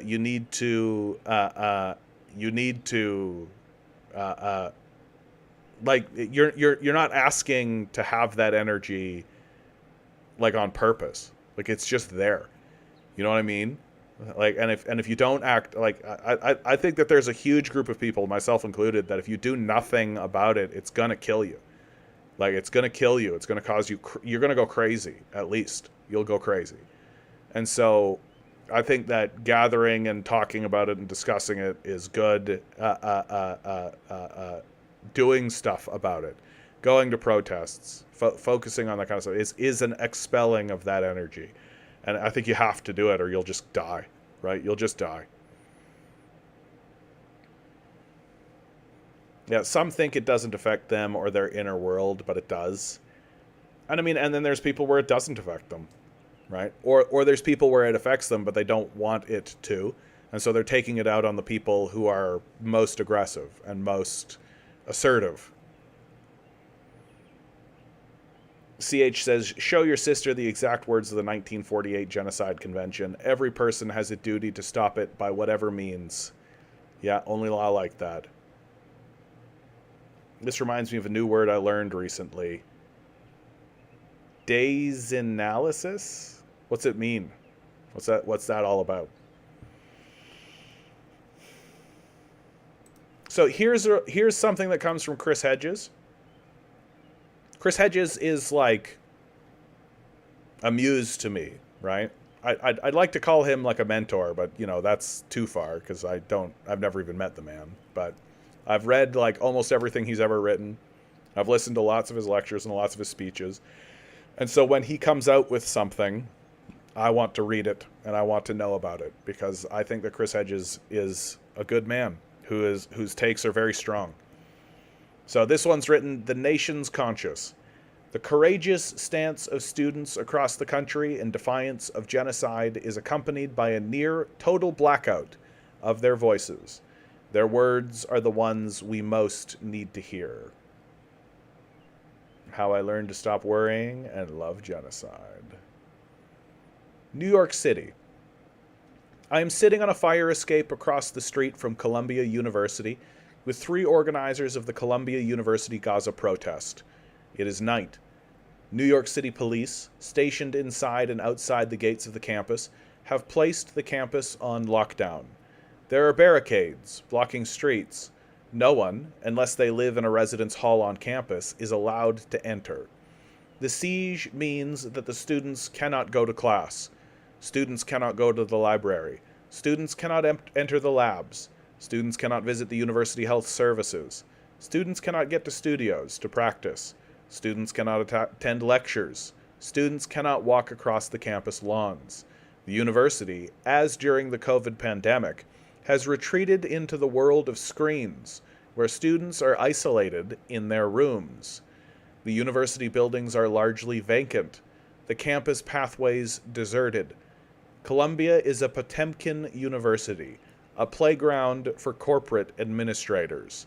The president of the university, a British-Egyptian baroness who built her career at institutions such as the Bank of England, World Bank, and International Monetary Fund, called in police in riot gear with guns drawn to clear the school's encampment, forcibly evict students who occupied a campus hall, and beat and arrest over 100 of them.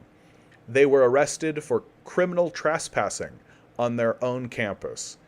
These administrators demand, like all who manage corporate systems of power, total obedience. Dissent, freedom of expression, critical thought, moral outrage, these have no place in our corporate indentured universities. All systems of totalitarianism, including corporate totalitarianism, deform education into vocational training, where students are taught what to think, not how to think. Only the skills and expertise demanded by the corporate state are valued. The withering away of the humanities and transformation of major research universities into corporate and Defense Department vocational schools, with their outsized emphasis on science, technology, engineering, and math, illustrate this shift. The students who disrupt the Potemkin University, who dare to think for themselves, face beatings, suspension, arrest, and expulsion.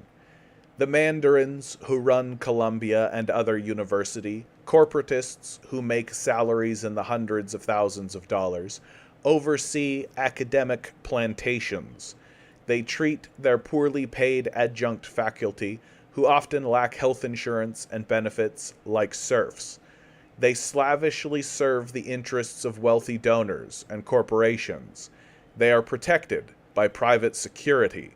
They despise students, forced into onerous debt peonage for their education, who are nonconformists, who defy their fiefdoms and call out their complicity in genocide.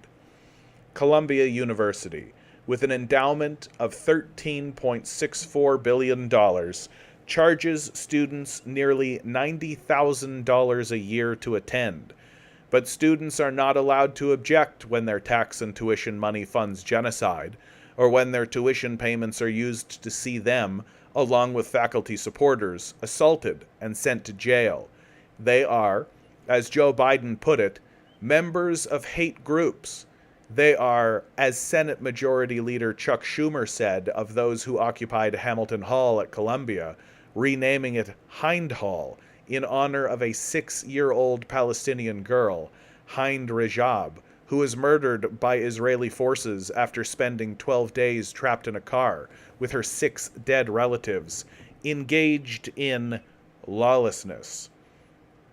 During the assault by dozens of police on the occupied hall, one student was knocked unconscious, several were beaten and sent to hospital, and a shot was fired by police officers inside the hall. The excess use of force is justified with the lie that there are outside infiltrators and agitators directing the protest. As the protests continue, and they will continue, this use of force will become more draconian. The university is a place of capital accumulation, says Sarah Wexler, a doctoral student in philosophy, seated with 2 other students on the fire escape. We have billion-dollar endowments that are connected to Israel and defense companies. We are being forced to confront the fact that universities aren't democratic. You have a board of trustees and investors that are actually making the decisions. Even if students have votes saying they want divestment, and the faculty want divestment, we actually don't have any power because they can call in the NYPD. There is an iron determination by the ruling institutions, including the media, to shift the narrative away from the genocide in Gaza, to threats against Jewish students and anti-Semitism. The anger the protesters feel for journalists, especially at news organizations such as CNN and the New York Times, is intense and justified. I'm a German Polish Jew, said Wexler. My name is Wexler. It's Yiddish for moneymaker, money exchanger. No matter how many times I tell people I'm Jewish, I'm still labeled anti-Semitic. It's infuriating. We are told that we need a state that is based on ethnicity in the 21st century, and that's the only way Jewish people can be safe. But it is really for Britain and America and other imperialist states to have a presence in the Middle East. I have no idea why people still believe this narrative. It makes no sense to have a place for Jewish people that requires other people to suffer and die. I have seen this assault on universities and freedom of expression before. I saw it under Augusto Pinochet's Chile, the military dictatorship in El Salvador, Guatemala, under Rios Montt during my coverage of the military regimes in Argentina, Peru, Bolivia, Syria, Iraq, and Algeria. Columbia University, with its locked gates, lines of police cruisers, rows of metal barricades, 3 and 4 deep, swarms of uniformed police and private security, looks no different. It looks no different because it is no different. Welcome to our corporate dictatorship. The cacophony of the streets of New York punctuates our conversation. These students know what they are risking. They know what they are up against. Student activists waited months before setting up encampments. They tried repeatedly to have their voices heard and their concerns addressed, but they were rebuffed, ignored, and harassed. In November, the students presented a petition to the university calling for divestment from Israeli corporations that facilitate the genocide. No one bothered to respond. The protesters endured constant abuse. On April 25th, during Columbia's senior boat cruise, Muslim students and those identified as supporting the protests had alcohol poured on their heads and clothes by jeering Zionists. In January, former Israeli soldiers studying at Columbia used skunk spray to assault students on the steps of Low Library. The university, under heavy pressure once the attackers were identified, said they had banned the former soldiers from campus, but other students reported seeing one of the men on campus recently. When Jewish students in the encampment attempted to prepare their meals in the kosher kitchen at the Jewish Theological Seminary, they were insulted by Zionists who were in the building. Zionist counter-demonstrators have been joined on campus by the founder of the white supremacist Proud Boys organization. Students have had their personal information posted on the Canary Mission and found their faces on the sides of trucks circling the campus, denouncing them as anti-Semites. These attacks are replicated at other universities, including UCLA, where masked Zionists released rats and tossed fireworks into the encampment and broadcast the sound of children crying, something the Israeli army does to lure Palestinians in Gaza out of hiding to kill them. The Zionist mob, armed with pepper and bear spray, violently attacked the protesters as police and campus security watched passively and refused to make arrests. At the General Studies Gala, which is one of the undergraduate schools that has a large population of former IDF soldiers, at least 8 students wearing keffiyehs were physically and verbally harassed by students identified as ex-IDF and Israelis. Cameron Jones, a sophomore majoring in urban studies and who is Jewish, tells me. Students were called bitch and whore in Hebrew. Some were called terrorists and told to go back to Gaza.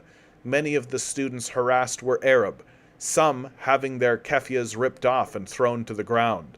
Several students in keffiyehs were grabbed and pushed. A Jewish student wearing a keffiyeh was cursed at in Hebrew and later punched in the face. Another student was kicked. The event ended after dozens of students sang the Israeli national anthem, some of them flipping off students wearing keffiyehs. I have been followed around campus by individuals and have been cursed and had obscenities yelled at me. The university has refused to reprimand those who disrupted the gala, even though the individuals who carried out the assaults have been identified. Universities have hired people, such as Cass Halloway, currently the chief operating officer at Columbia, who was the deputy mayor for operations under Michael Bloomberg. Halloway reportedly oversaw the police clearance of the Occupy encampments at Zuccotti Park. This is the kind of expertise universities covet. At Columbia, student organizers, following the mass arrests and evictions from their encampment and Hind Hall, called for university-wide strikes by faculty, staff, and students. Columbia has canceled its university-wide consensment. I am on the campus of Princeton University. It is after evening prayers, and 17 students who have mounted a hunger strike sit together, many wrapped in blankets. As universities escalate their crackdowns, the protesters escalate their response. Students at Princeton held rallies and walkouts throughout October and November, which culminated in a protest at the Council of the Princeton University Community, made up of administrators, students, staff, deans, and the president. They were met at each protest with a wall of silence. Princeton students decided, following the example at Columbia, to set up a tent encampment on April 25th and issued a set of demands, calling on the university to divest and disassociate from Israel. But when they arrived early in the morning at their staging areas, as well as at the site in front of Firestone Library, where they hoped to use for an encampment, they were met with dozens of campus police and Princeton town police who had been tipped off. The students hastily occupied another location on campus, McCosh Courtyard. 2 students were immediately arrested, evicted from their student housing, and banned from campus. The police forced the remaining students to take down their tents. Protesters at the encampment have been sleeping in the open, including when it rains. In an irony not lost on the students, dotted around Princeton's campus are massive tents set up for reunion weekend, where alumni down copious amounts of alcohol and dress up in garish outfits with the school colors of orange and black. The protesters are barred from entering them. 13 students at Princeton occupied Silo Hall on April 29th. They, like their counterparts at Columbia, were arrested and are now barred from campus. Some 200 students surround Clio Hall in solidarity as the occupying students were led away by police. As they were being processed by the police, the arrest students sang the black spiritual, "Roll, Jordan, Roll," altering the words to, "Well, some say John was a Baptist, some say John was a Palestinian, but I say John was a preacher of God, and my Bible says so too." The hunger strikers, who began their liquid-only diet on May 3rd, issued this statement. The Princeton Gaza Solidarity Encampment announces the initiation of a hunger strike in solidarity with the millions of Palestinians in Gaza, suffering under the ongoing siege by the State of Israel. The Israeli occupation has deliberately blocked access to basic necessities to engineer a dire famine for the 2 million residents of Gaza. Since the announcement on October 9th by the Israeli Defense Minister prohibiting the entry of food, fuel, and electricity into the Gaza Strip, Israel has systematically obstructed and limited access to vital aid for Palestinians in Gaza, even intentionally destroying existing cropland. On March 18th, the UN Secretary General declared that this is the highest number of people facing catastrophic hunger ever recorded by the Integrated Food Security Classification System. To make bread, Gazans have been forced to use animal feed as flour. To break their fasts in Ramadan, Gazans have been forced to prepare meals of grass. 97% of Gaza's water has been deemed undrinkable since October 2021, and they have been forced to drink dirty salt water to survive. The consequences of this unprecedented famine created and maintained by Israel will devastate Gaza's children for generations to come and cannot be tolerated any longer. We have begun our hunger strike to stand in solidarity with the people of Gaza. We are drawing from the tradition of Palestinian political prisoners going on saltwater-only hunger strikes in Israeli prisons since 1968. Our hunger strike is a response to the administration's refusal to engage with our demands for disassociation and divestment from Israel. We refuse to be silenced by the university administration's intimidation and repression tactics. We will struggle together in solidarity with the people of Palestine. We commit our bodies to their liberation. Participants in the hunger strike will abstain from all food or drink except water until the following demands are met. Meet with students to discuss demands for disclosure, divestment, and a full academic and cultural boycott of Israel.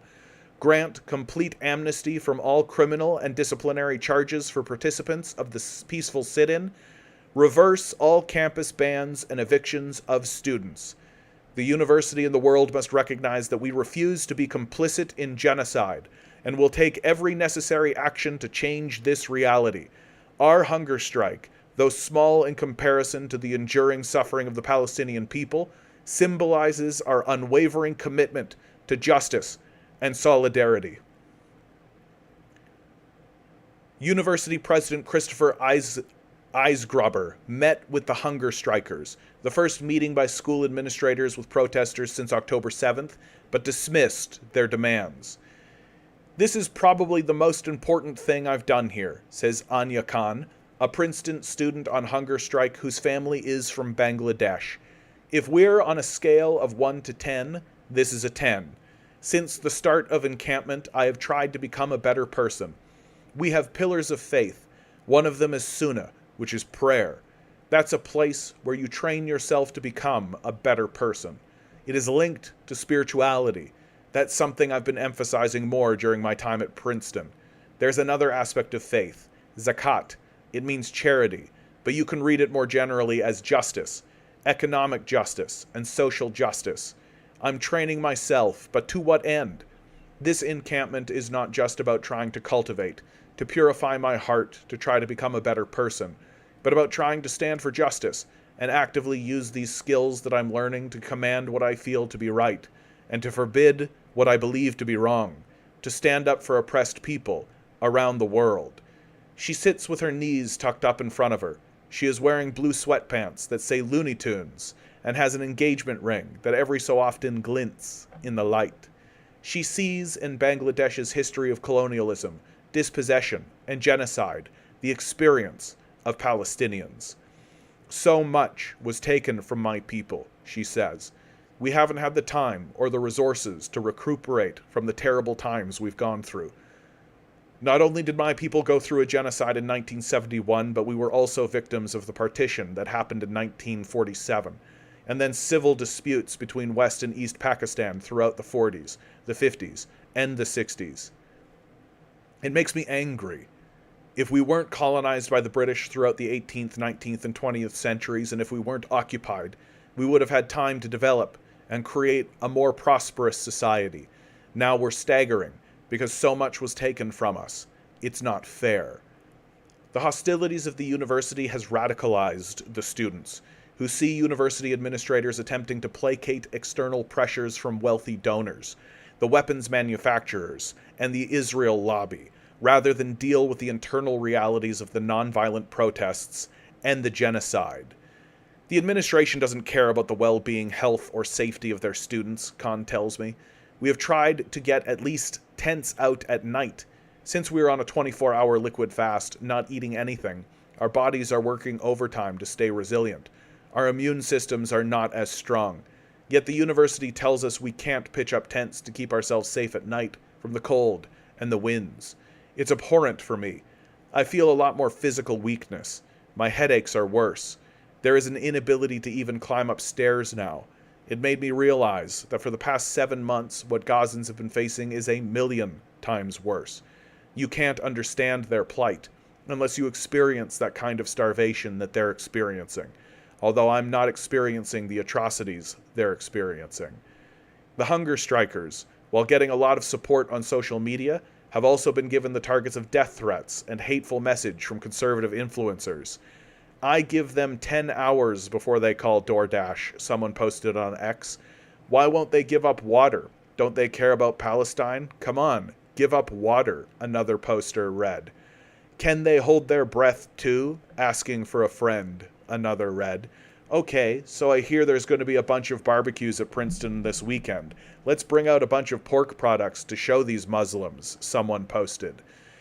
On campus, the tiny groups of counter-protesters, many from the ultra-Orthodox Chabad House, jeer at the protesters, shouting jihadists or "I like your terrorist headscarf." It is horrifying to see thousands upon thousands of people wish for our deaths and hope that we will starve and die, Khan says softly. In the press release video, I wore a mask. One of the funnier comments I got was, "Wow, I bet that chick on the right has buck teeth behind that mask. It's ridiculous."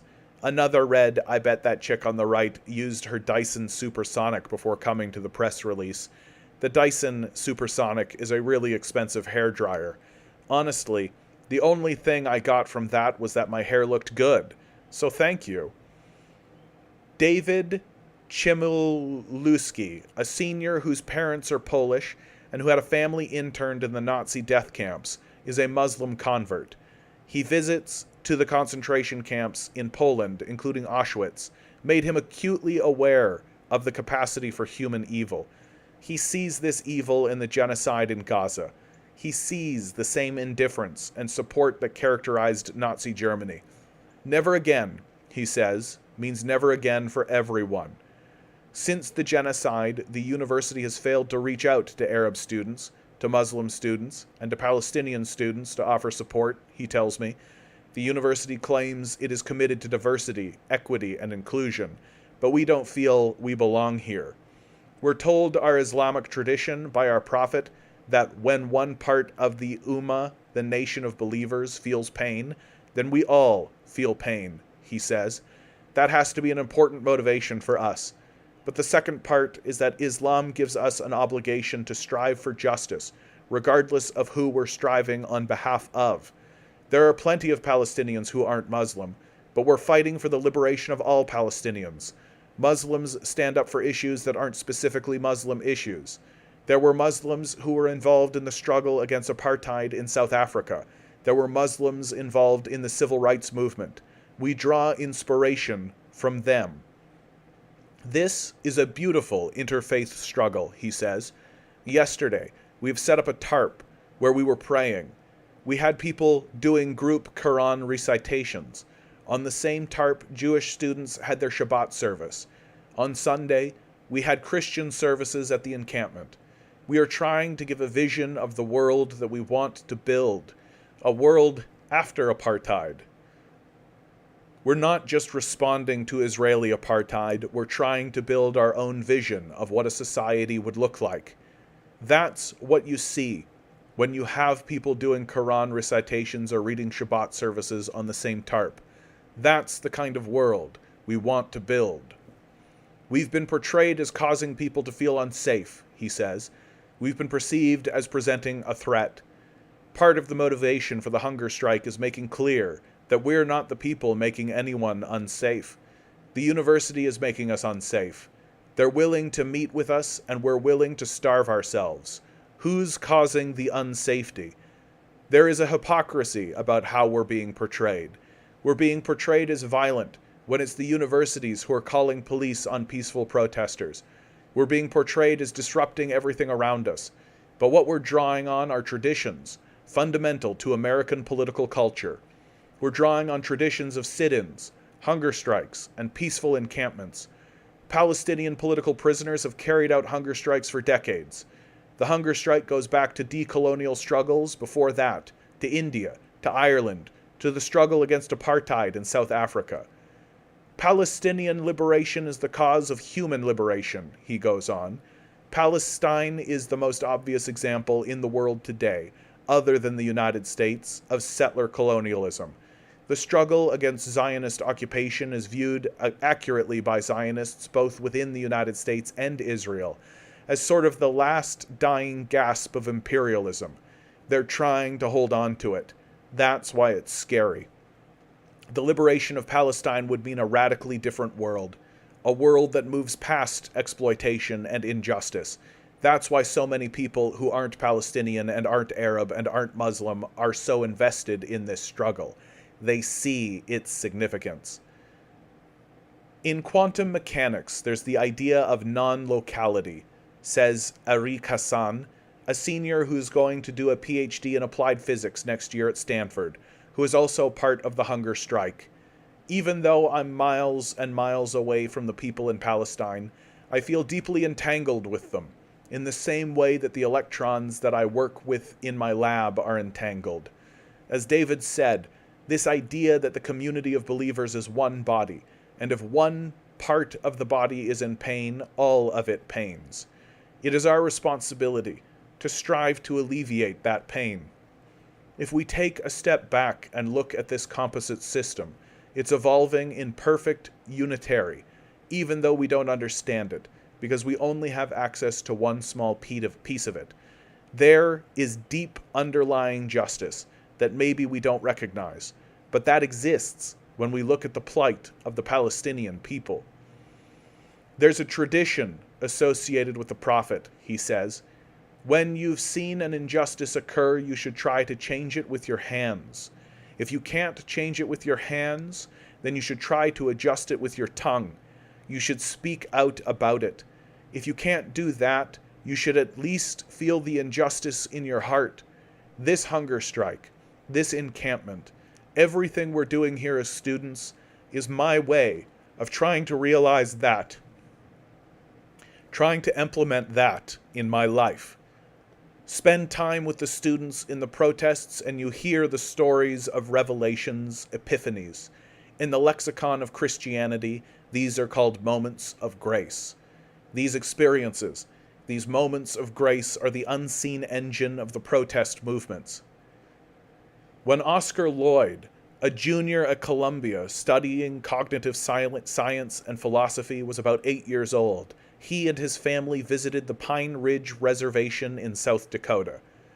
I saw the vast distinction between the huge memorial at the Battle of the Little Bighorn compared to the small wooden sign at the massacre at Wounded Knee, he says, comparing the numerous monuments celebrating the 1876 defeat of the U.S. 7th Cavalry at the Little Bighorn to the massacre of 250 to 300 Native Americans, half of whom were women and children, in 1890 at Wounded Knee.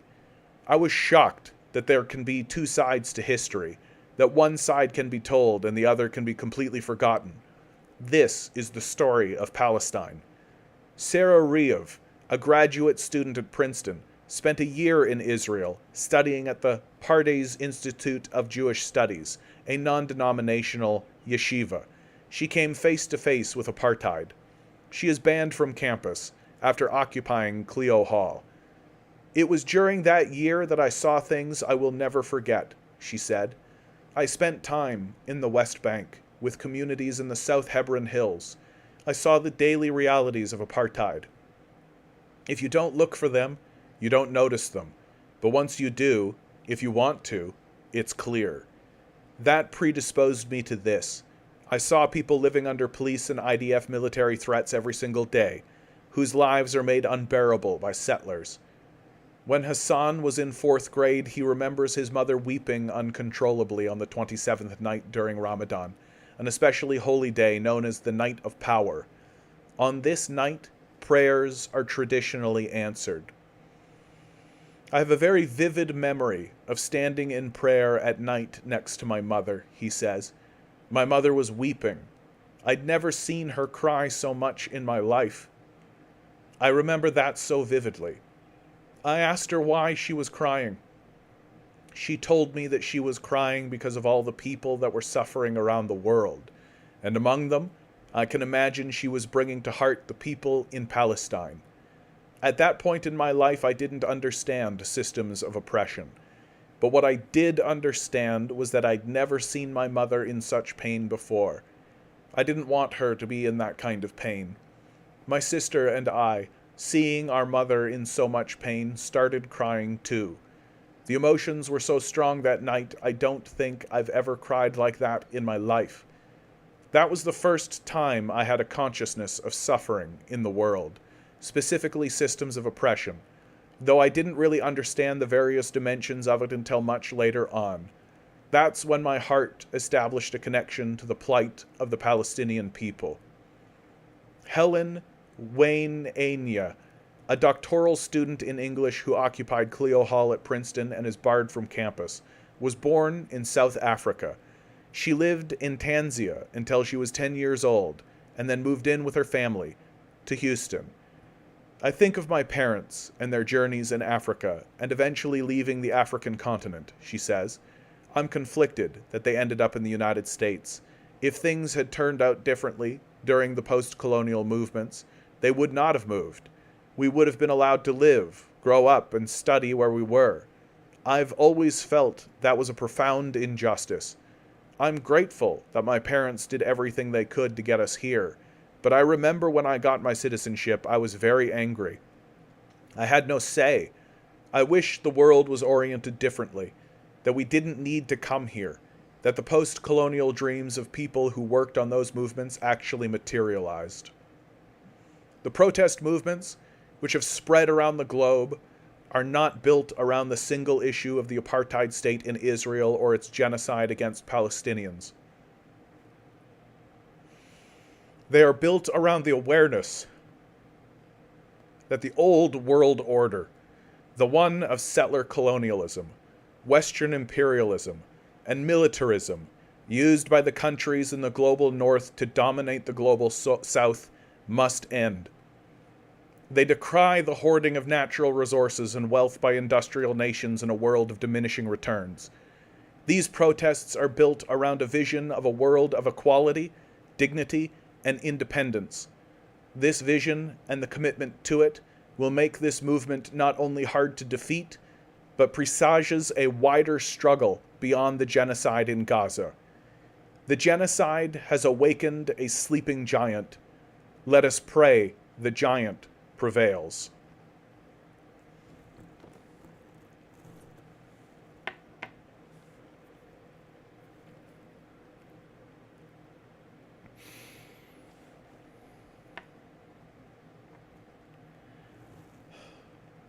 Powerful words from a powerful voice.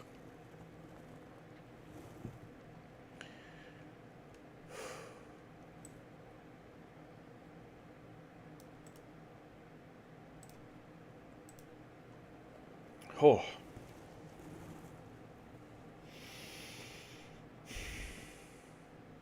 Powerful words from a powerful voice. Jeez. Let's see what you guys have been saying. Oh.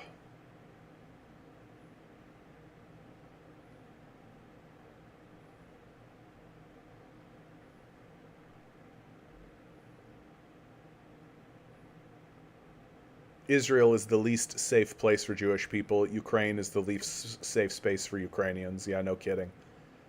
8 million Ukrainians in Russia, no one bothers them at all. Statues of posts who wrote only in Ukrainian unharassed in St. Petersburg, yeah. The diseased rats from a biolab were released in an assignment for Victoria Newland's geopolitical class, yeah. Occupy was 16 years ago, yeah, hard to believe. Well, and the mainstream media and the culture has done everything it can to obliterate Occupy from our collective memory. They want to pretend like Occupy didn't happen and that it didn't have any merit and that it didn't matter. And very steadily, these Palestinian encampments are turning into a second Occupy movement, and they bear similarity. And my concern, of course, the Occupy movement ultimately was cleared out and quelled through military force, although the quelling and the clearing out was relatively peaceful comparatively. I don't think that this is going to result in the same kind of peaceful situation. I don't think the occupiers, I don't think the Palestinian encampments are going to go so quietly. Yeah, 1968 will seem quaint. All these student groups are very eloquent. I wonder if they can get boycotts going on large scale. We already have plenty of evidence to show that boycotts are working. The Starbucks boycott is causing problems. You've got leadership within Loblaws acknowledging that the boycotts are causing problems. So boycotts work.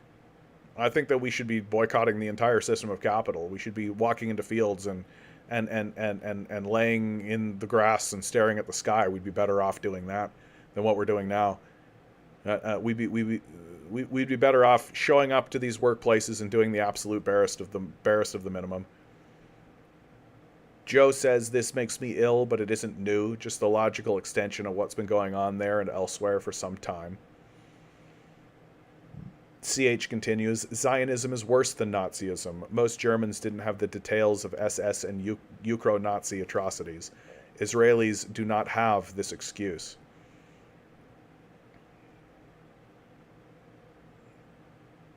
I've never in my life seen a pendulum swing so hard against an elite power group. That's true, actually. That the reaction to October 7th has been very swift and visceral, and there's been a clear turning point in American politics. It's been a very clear shift in the way people have come to view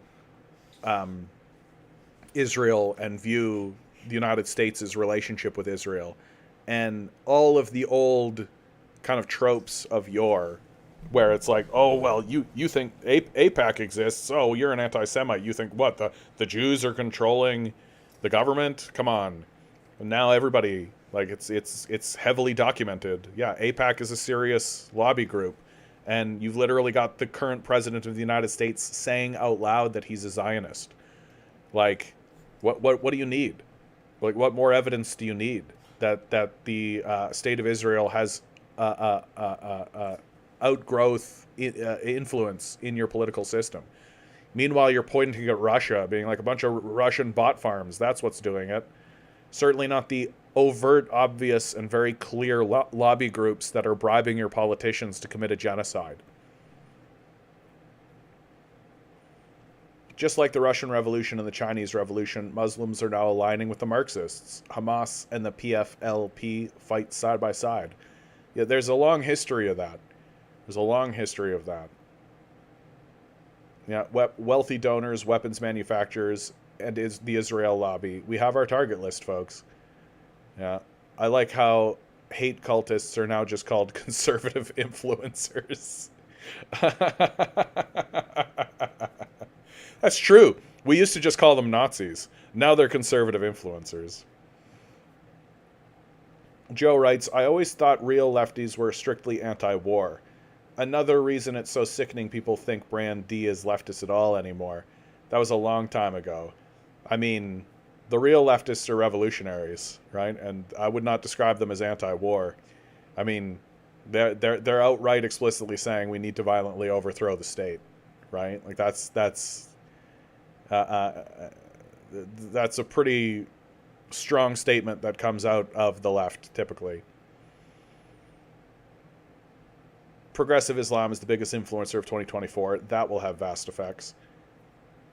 And Joe continues, and only in economic social policy, both parties have been pro-war economy since at least World War II. Well, they've been pro-capitalist, so like if you've got a two-party system, if you've got a one-party system that's called capitalism with two colors, right, that you use to manipulate the public with, then yeah, of course you're going to be pro-war. Capitalism is a pro-war system, right?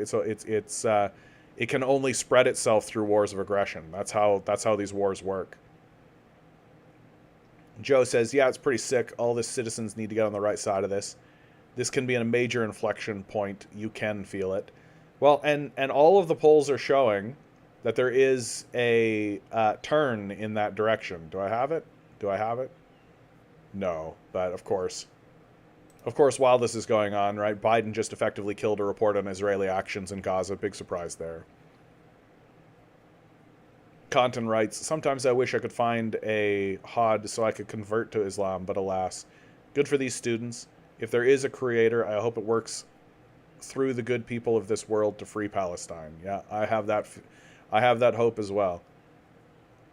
Joe continues, good piece. The people who should read it won't. Yeah, but it needs to be out there all the time. Yeah.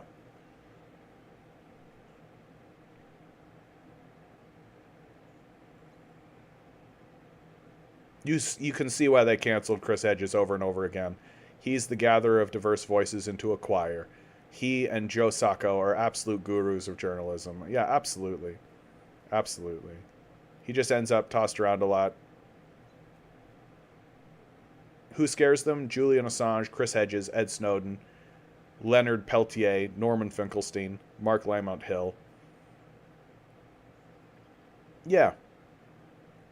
Like, if you take a look at Chris Hedges' life, like if you take a look at his trajectory, like this is one of the things I said earlier, like if you want to begin the journey of knowing what the hell is going on, right? Well, the first thing to do is to turn off CNN and MSNBC. Turn off the corporate media. Like, the minute you turn off the corporate media, you're already well improved, right? Because you're not getting fake bullshit narratives. And then the voices you do find, right? The voices you do find, well, they have to be morally consistent, and they have to tell you the truth. They have to tell you the truth every single time. And Chris Hedges is one of those people. Chris Hedges is one of those voices that is going to tell you the truth every single time. And you know that he's going to, or at least the truth, as close to the truth as he can see it. And he's not going to sacrifice his principles. And he's shown that over and over and over and over again in his life. It's the reason he doesn't work for the New York Times anymore, is because he wanted to report on the Iraq War accurately, and they wouldn't let him, so they fired him, right? And when you find those voices, when you find those people who you know are laying out the truth, right? You grab a hold of them, and you keep them, and you listen to them. You listen to them, because that's a rare commodity in this world. That's a rare person. I shouldn't say commodity. That's a rare person in the world, is someone who's willing to tell you the truth. And it's something that I'm kind of banking my whole channel on, is just to be a voice that you know you're going to come here and you know you're going to get somebody who is at least attempting to tell you the truth with no bullshit, with no spin to it, with principles that you can look at and you can decipher, and that are transparent, that are directly in front of you. So, God bless you, Chris Hedges. I hope you're doing well out there, wherever you are. CH continues, Jill Stein seems to understand the leverage points pretty well. She said she'd pardon Leonard Peltier one day as POTUS. Native Americans seem to slowly come to Green Corps constituency. Mark Lamont Hill can give fiery speeches in black churches for Palestine and gay rights, and shames all these vile Cree-flow Christians and Democrat ward healers. I mean,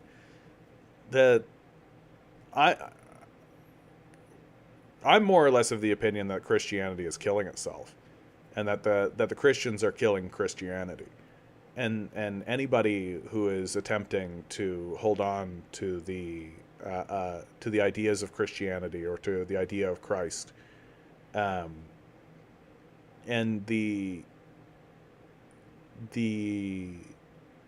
like, anybody who actually believes in these ideas should be furious, should be absolutely furious about what's going on.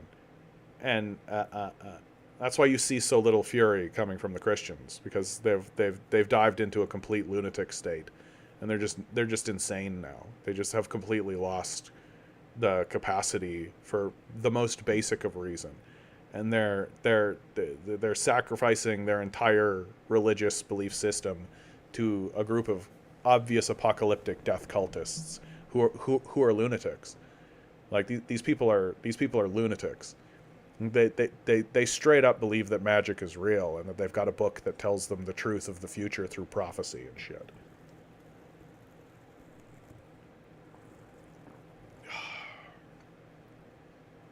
The truth is believed to hurt more. This is not necessarily true. It takes energy to espouse lies. That's the thing. That it's a burden.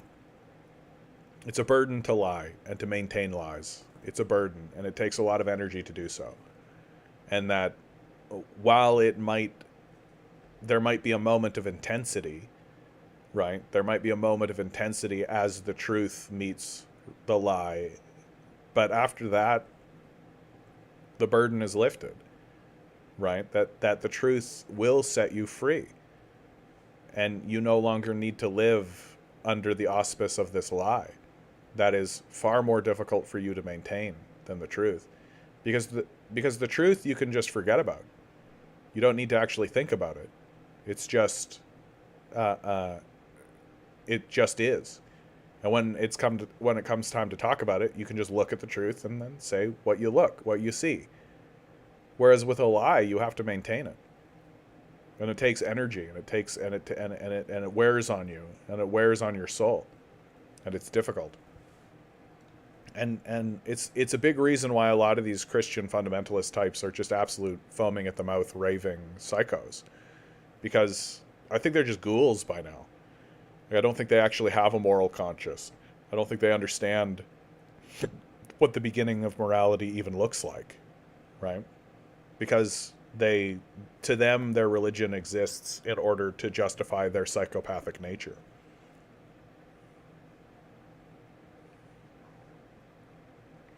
A lie can make its way halfway around the world before the truth gets its pants on. Winston Churchill. Well, I mean, when you've got institutions like the CIA, right? Like, and you've got big, gigantic organizations like the State Department, and you've got huge organizations like Fox and MSNBC, who are clearly designed to disseminate as much misinformation as possible into the society.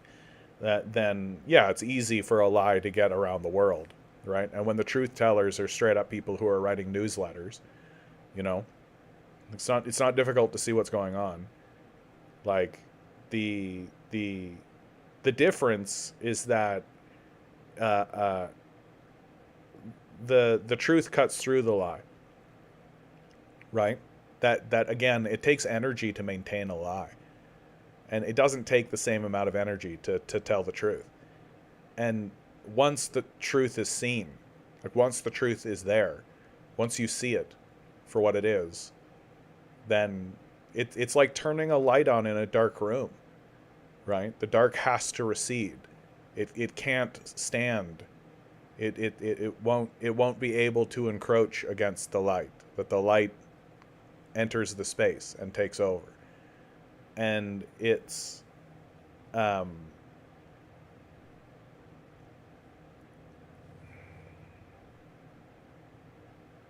I've seen that over and over again.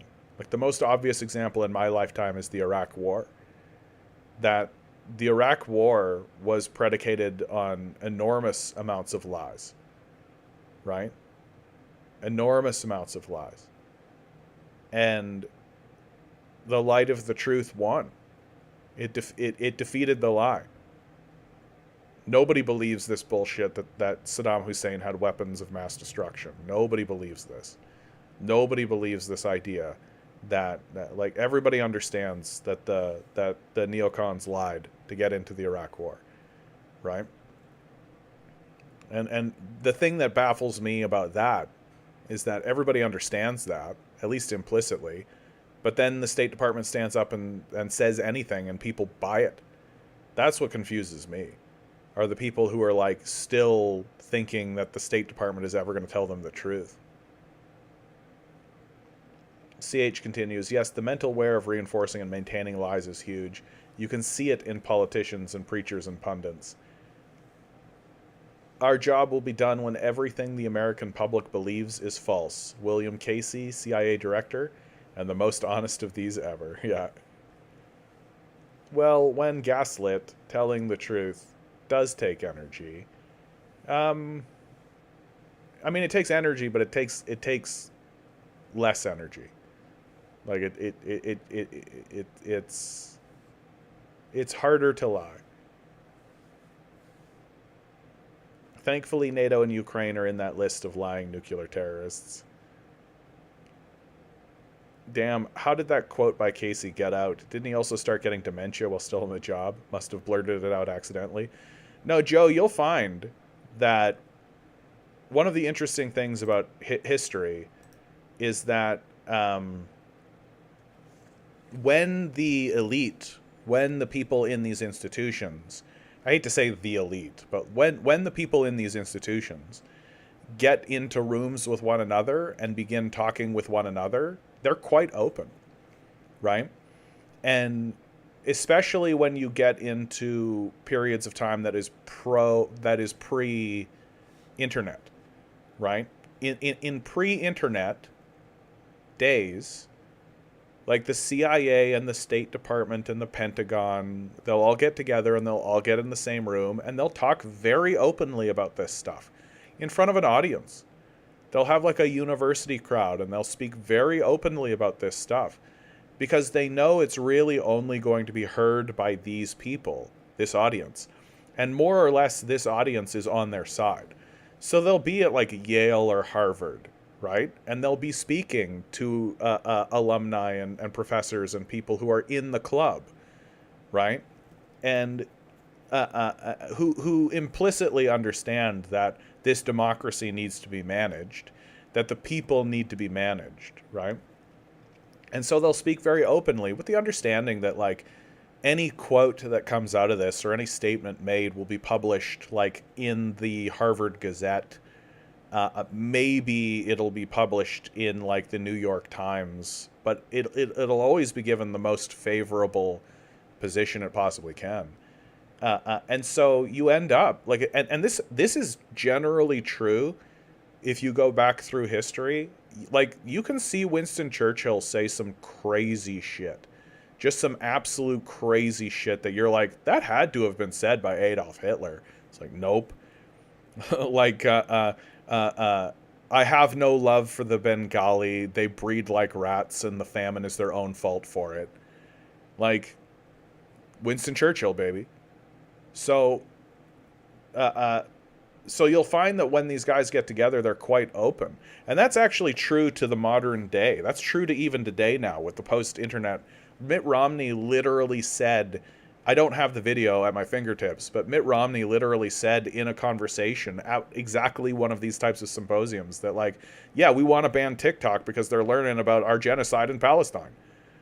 Like, he's just, like, saying it, right? And there are people who just say this shit. That's the big reason why most conspiracies sort of fall apart. Most conspiracy theories fall apart because these guys always are fairly open about it. And the reason why they're open about this kind of stuff is because they believe that they are righteous. They believe that they are doing something good, right? So this CIA quote is, that gets used, like, he's saying this, and everybody's supposed to understand when he's saying it. They're like, yeah, and that's being done for our own good. Right? It's good that that's happening. It's good for that because it's all about paternalism and patriarchy, right? It's all about, oh, well, daddy thinks that we shouldn't know these things, and that's important. And if daddy thinks that, then that's good, right? Yeah, no mask off, right? Yeah, he called Indians a beastly people. Yeah, exactly. And so, like, these guys, like, this is the reason why accusations of other nations' malfeasance is like, okay, well, show me show me the documents, like, not even the documents, show me the quotes. Like, you want to tell me that the Soviets committed a genocide against the Ukrainians? Okay, show me the quotes. They should be everywhere. You can't not do that, right? There's no such thing as a secret hidden genocide. Everybody's going to talk about it. Right? Where's the opposition movement? Where are people talking about it? And you just don't find anything, right? Nobody's actually talking about it. Why? Because it wasn't a genocide. Right? What do you see? You see a lot of people being like, boy, howdy, do we need to deal with this famine that's suddenly upon us? Oh, geez, let's get things organized. Let's get things, oh my goodness. Right? That's what you see. You don't see people standing up and being like, the Ukrainian people are an inferior people and we need to make sure that their generation can, like, you don't see that. You just don't see it. You see a lot of that coming out of Netanyahu and his ministry, right? You see a lot of that coming out of Adolf Hitler. You see a lot of that coming out of America, right? You see a ton of that coming out of modern American mouths, right? You want to convince me that that there was a big famine under Mao? You want to convince me that there was this big catastrophe? Okay, cool. Show me the quotes. Like, show me the people talking about it. Right? Show me this huge, like, show me the China Watchers. Show me. Where are the people talking about it? Like, it should be pretty easy, actually. And they just can't. You want to convince me that there's a Uyghur genocide going on right now? Okay, cool. Where's Xi Jinping talking about it? Right? He has to talk about it. Right? He can't not talk about it. Like, where is it? Oh, it's not there? Why should I believe you? Because you have to talk about this shit. Right? You can't just, like, the CIA can't just do shit, right? Like, it has to actually communicate some kind of mandate to somebody, and the State Department can't just, like, do shit. It has to communicate an idea and a mandate to somebody, right? Like, it's just impossible to do otherwise. How do you even organize anything? How do you even get anything done? right? Like so many of these conspiracy brains and false accusations basically come down to everyone communicated psychically with one another. When like the hardest thing to glean is people's intentions. Intentions are the hardest thing to glean. It's the hardest thing to glean from a person, and it's the hardest thing to glean from a nation. You don't know what someone's intentions are. And that's why trust is so crucial and important. It's so important to build trust. And the way that you build trust is that you say you're going to do something and then you do the thing that you're going to say. That's how you actually build trust. And this is true in your life, and this is true in your nation. This is true from the smallest to the biggest. That if you're a person that says you're going to do something and then you don't do it, right? Well, people are going to lose trust in you, right? They're going to lose faith in your ability to follow through on the things that you say you're going to do, even if all you do is not do them, right? Let alone do the opposite. And if you're a person who says you're going to do one thing and then you do the opposite, people are really going to lose a lot of faith in you, and they're going to lose a lot of trust in you, and they're not going to believe you when you say what your intentions are. Especially if you're like, I am going to bake a pie and give it to everybody and everyone's going to love that pie. And then instead of that, you take a knife and start stabbing everybody.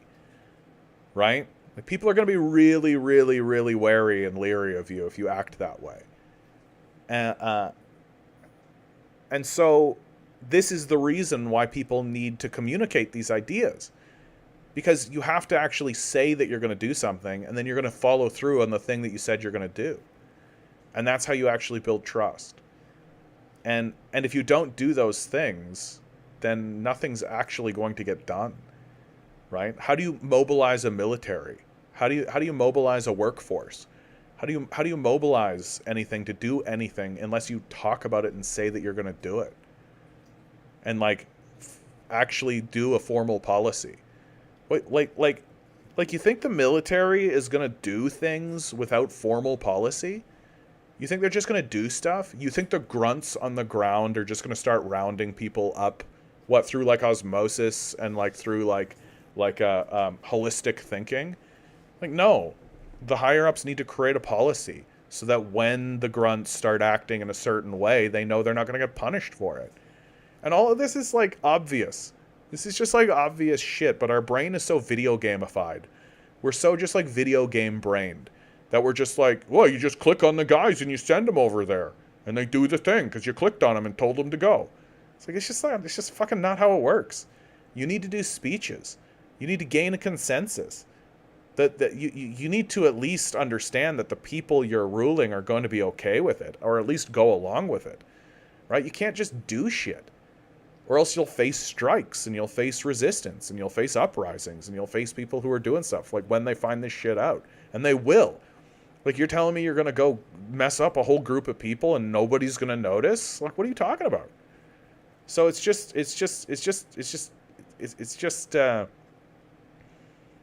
yeah, it's like these modern idiots all think they're playing Crusader Kings. Well, here's what's funny. Here's what's funny about something like Crusader Kings. I think Crusader Kings is a great example of what I'm talking about. For those who don't know what I'm talking about, it's like a Civilization-style game that's a little bit more in-depth in like the mundane politics, right?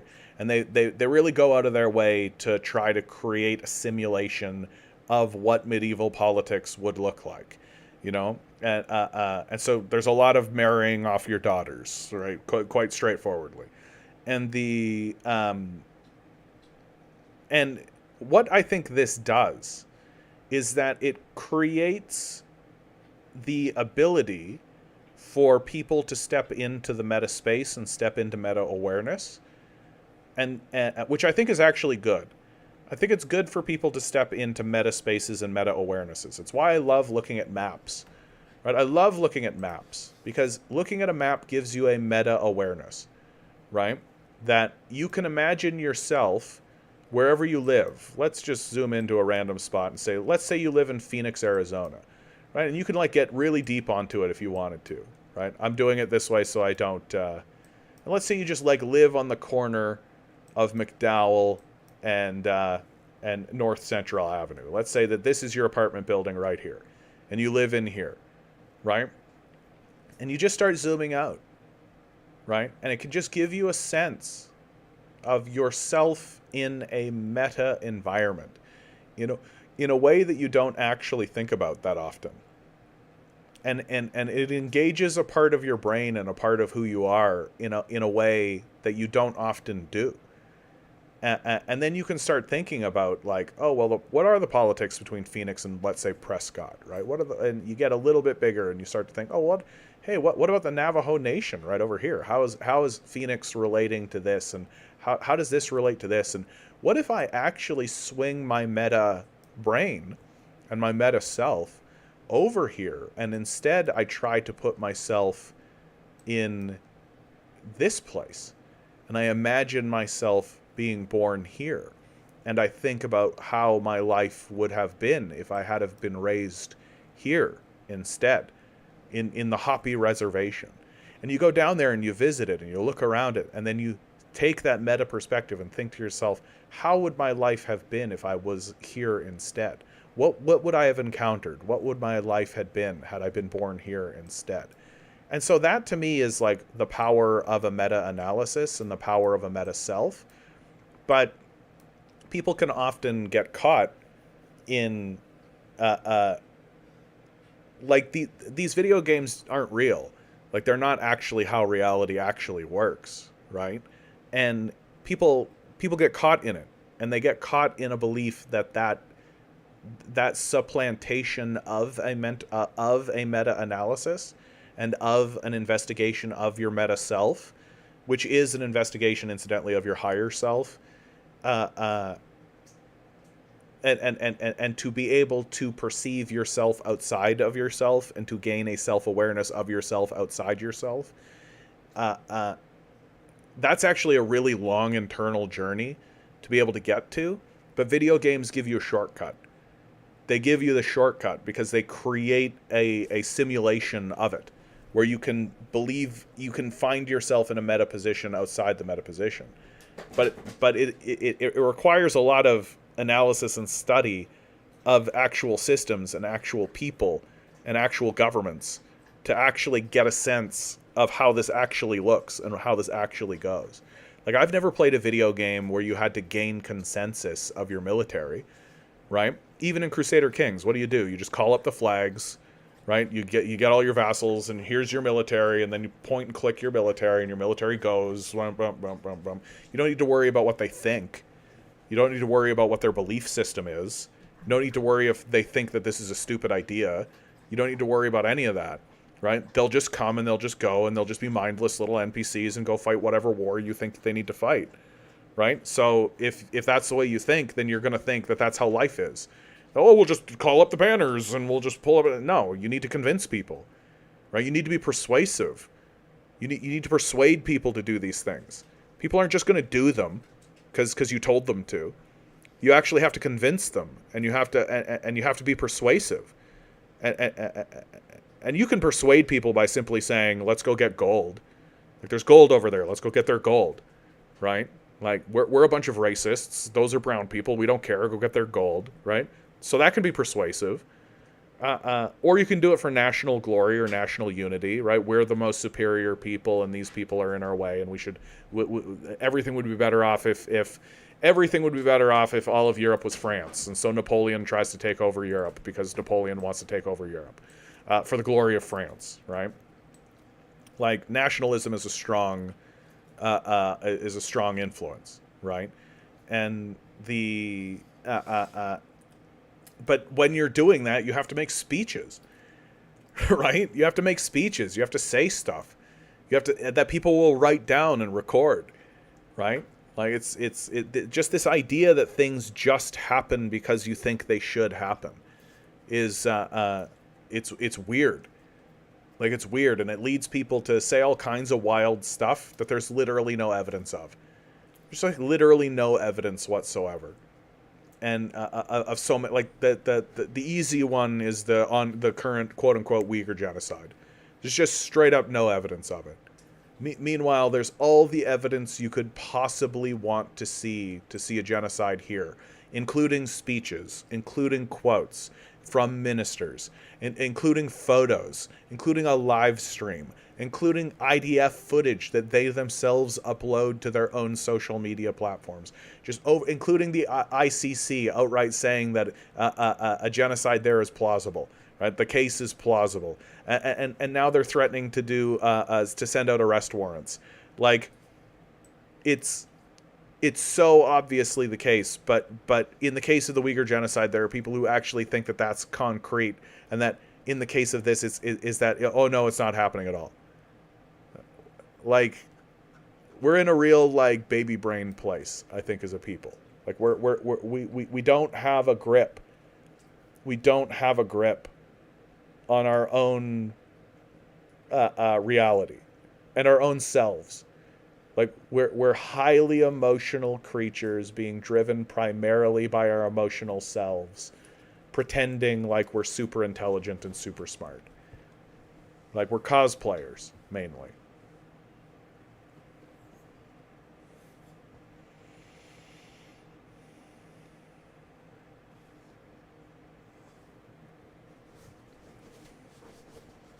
Strategy games should all be different. Convince you the last game was wrong. Might be a bit of a jump-off claim to say playing a game lets you see the totality of how someone thinks. Yeah, no, I mean, obviously it's not the totality, but, like... And I am actually of the opinion that, like, these sorts of strategy games, like, you think, like, games like Civilization... Civilization's the big one, right? Like, Civilization gives you a sense of the passage of time and a sense of, like, the rising of civilizations. Right? Of course, it's not completely accurate because it doesn't capture the fall of civilizations, right? And games generally are bad at this, right? Some of the Paradox games do okay at this, but all of these video games are made by capitalists in capitalist environment, so all of them have inside of their mind the concept of infinite growth. Right? They all have the infinite growth mindset that you start as a little settler and then you grow infinitely until you take over the entire planet.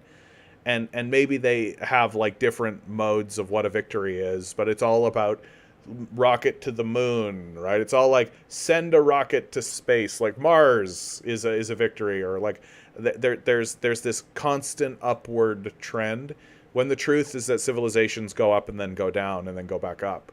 And they have this kind of wave pattern to them. And games don't really... and class... Yeah, Mikhail, that's an astute observation. They lack class analysis. That there's no actual... Like, the closest you'll get is, like, the peasants are revolting. There's a peasant group, and they have they want you to lower taxes by 1%. Right? But there is no actual class analysis. Some games are starting to do it. Like Victoria 3... is starting to do it, and there is, like, a game like Tropico, for example, kind of has classes in it, in that there are different groups that are sort of vying for control or for influence, and then you have to keep them kind of happy or else they'll do stuff, right? And sometimes you can just, like, be like, yeah, okay, fine. Like in Tropico, for example, you can just make your whole place communist, and of course the capitalists are not going to like that.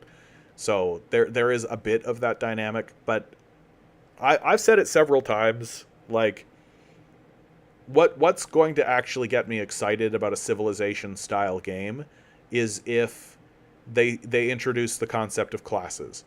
Because it's that class dynamic that's missing from a lot of these games. And not understanding that class dynamic and not using that class dynamic, I think, lets people get into this kind of gamer brain of just, like, point and click and things will happen. And there's no such thing as... like, people saying no, right? There's no such thing as a society that's going to be like, no, we're not going to do that. What are you talking about? Like, if you're playing one of these games and you're, like, in, let's say, France, but France, like, loves Switzerland and has good relations with Switzerland, then you decide to attack Switzerland. Well, in the video game, if you attack Switzerland in those conditions, your citizens will come up and you'll get your army, you'll attack Switzerland, and the worst thing that happens is that Switzerland will go, we didn't like that. And you'll get a negative modifier, over for a period of time, and it'll diminish over years, right? Yabba yabba, so on and so forth, right? So Switzerland will be like grumble, grumble, grumble, and maybe some of your vassals will be like, I didn't care for that so much, and all of that, fine, right? But like nobody in the society will be like, no, like we're not going to do that. What are you talking about? We love the Swiss. Like what's this war for? What are you even talking about? There'll be like no revolutionary movement. There'll be nothing. It's like that's just not how life is. Like it's just not how it works. And so you got all these video game brains who, and I see it. I see it all the time. People come in here all the time and they'll get talking with me. And it happens pretty quickly. And I think XD, I think you're the one that really pegs them really quick, right? Which is like, there are people who come in here and they've got like a video game idea of how life works and how society functions. And it's just not accurate. But I mean, it's a good jumping off point, I think.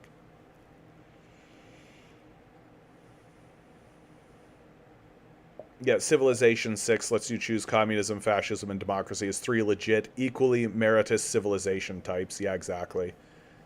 Exactly, dude. Like, there's no actual commentary. They're just buzzwords. Like, they could just replace it with fleebism, flamism, and demotramstovskli, and they'd function exactly the same. They don't actually have a bearing on the reality of what is happening. Because it's all just buzzwords, right? It's not actually serious. Yes, the arc of 250 years of an empire and the early optimism and investment, then inequality that's tolerable, then things are rising that suddenly isn't after the empire peaks. Yeah. Like, I think that a lot of these video games are basically just infinite growth simulators. Right? And they really do adopt the idea that infinite growth is in fact possible. And none of them have the chutzpah to say, yeah, that's not real. Like it's just completely unreal that let's just use this map. Like no country, regardless of its technological power, could possibly govern the entire globe. It's just not possible.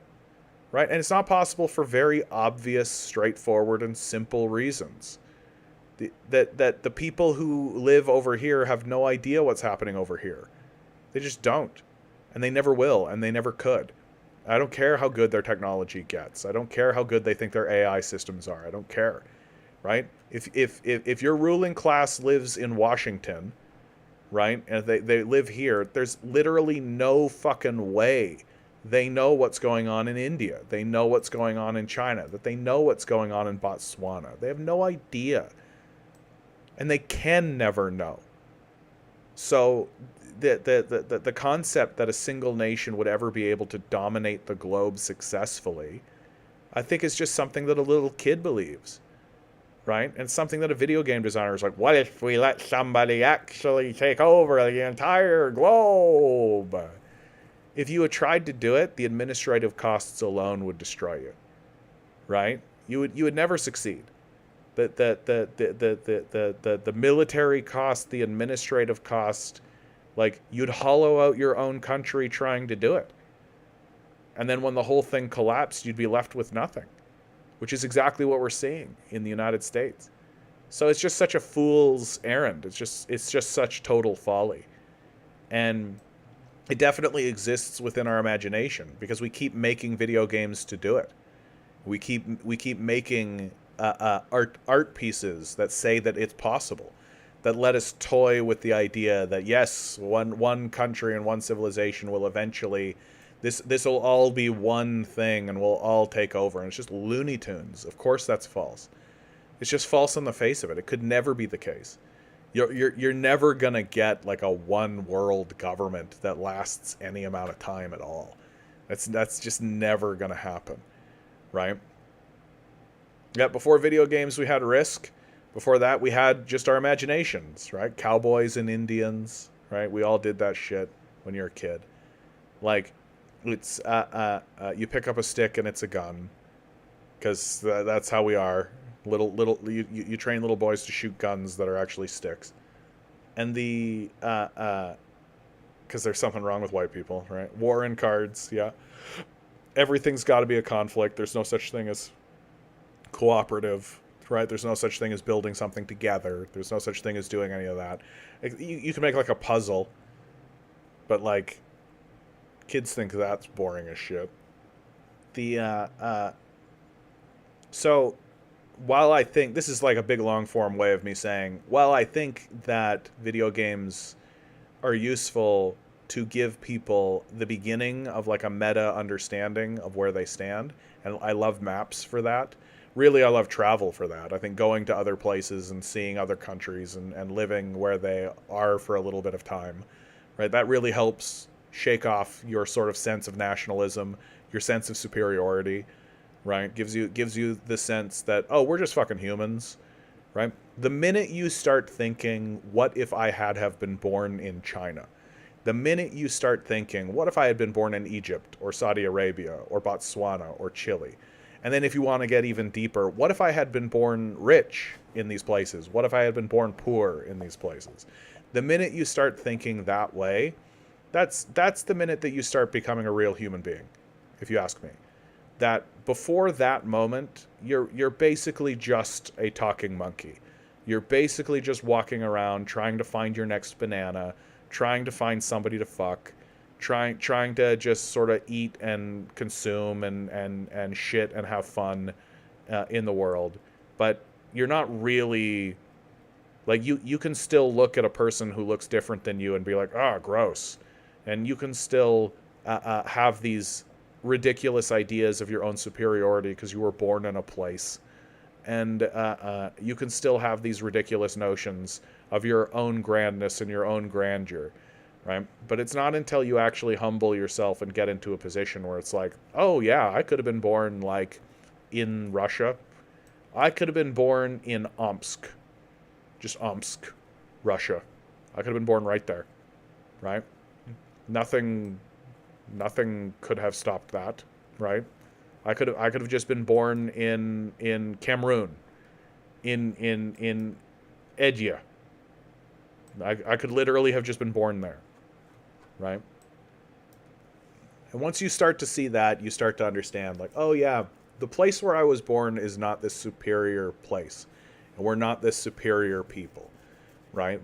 This ridiculous superiority complex that seems to come along with nationalism, and once you start to destroy that, then you really start to enter the human space, and you start to say, like, oh well, what is their experience? Why do they think the way they think? Why do they pass the laws they pass? Why do they have these cultural practices?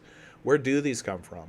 And suddenly now, instead of looking at what they do and saying, losers, well, don't they know that our McDonald's are superior? We're the superior culture with our McDonald's everywhere. But instead you have that curiosity, and you wonder why they do the things they do, with the sense of wanting to learn something about them so that you can understand. Congratulations, you're a human being. You're no longer a talking monkey.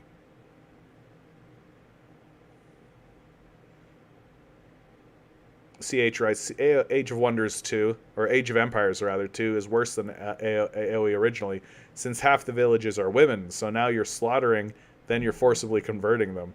In AoE, originally that's just invisible and assumed. Video games are like maps and preteens books. They should lead you to travel and deeper thinking, yeah. Omsk, look at you, CH, with some Omsk trivia. Omsk has had no wars for a century, though there was a draft, especially in World War II. You could do worse. It's true.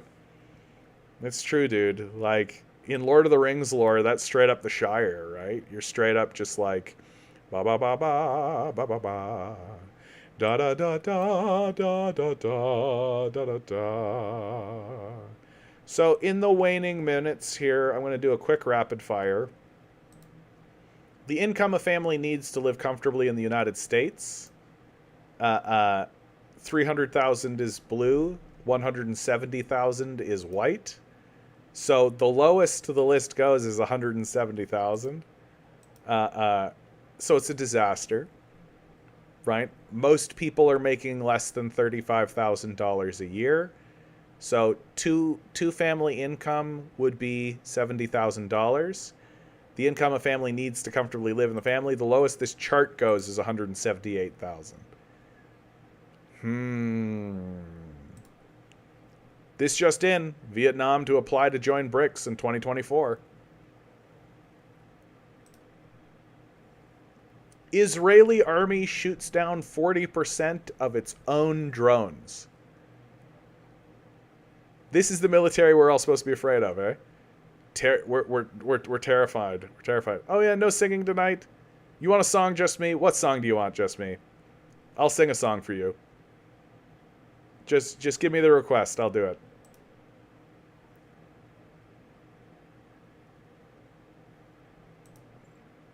This is actually an interesting video that I found of the Communist Party of Israel. This is the Communist Party of Israel on the 1st of May, 2024. Wish my mom was here. You got it. You got it.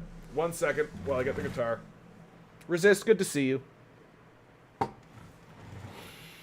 Okay, I got my guitar right here.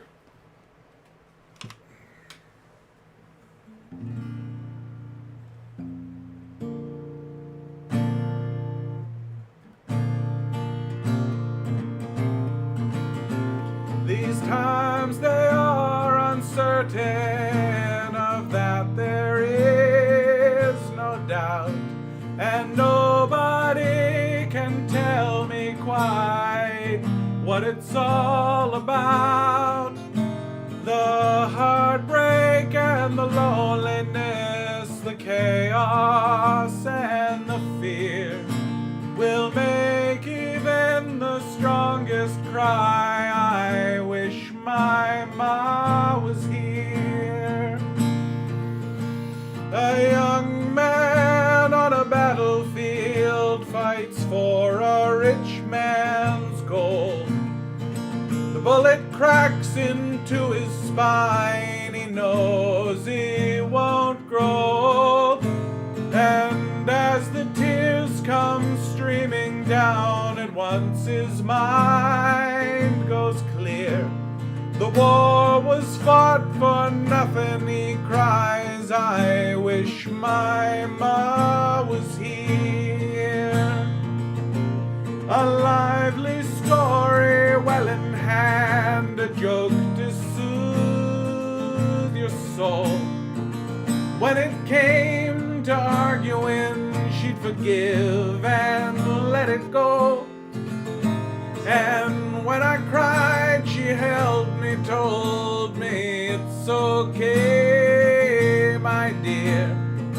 And as we face these darkened days, I wish my ma was here. And as we march into the streets, as all the righteous do, we'll raise our voices to the skies. They cannot stop the truth. And as we tear their structures down, we'll raise a victory cheer. We made the world a better place, and I wish my ma was here. Yeah, we made the world a better place, and I wish my ma was here.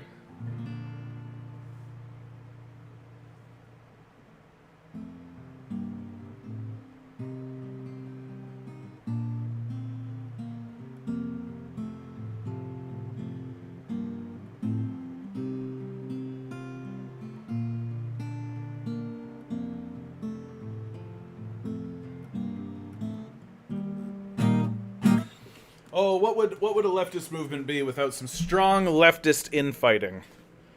Strong leftist infighting, right? You gotta have the leftist infighting, right? If you don't have leftist infighting, are you really doing leftism? You're gonna see your mom on Monday? Amazing. Amazing. Enjoy the time you've got. Enjoy the time you've got. What CPUSA, is that is what's his name? Who's the big member there? Maupin? Is Maupin's with CPUSA, isn't he? And I don't know, dude. Like, commies and greens do infighting for practice. Seems to be the case, right? I don't know why we are disavowing each other, right? Like, I don't know why. Content, do you maybe want to put the article in the chat here while I quickly do, not a chat, the Discord. Oh yeah, here's a fun one. Here's a fun one for you guys. Maupin is the CPI. Thank you, sir. Oh, and I should read your other comment. I lived in the first world half my life, in the global south in the last half. All the expats become reactionary scumbags if they weren't already. Everyone who integrates has some pretty radical policies. Well, I mean, if you're leaving your first country of origin in order to come to another country, right? You want to fit in, and the best way to fit in is to become a fascist. RFK Jr. says doctors found a dead worm in his brain. Just why are all of our leaders demented or have straight up brain damage? Including a parasite that he said ate a part of his brain. This is somebody who's actually a contender for the president of the United States of America in the country. People are actually listening to this guy. Literally had a brain worm that ate part of his brain. Bean Croc, good to see you. Literally has brain worms. Right? Literally.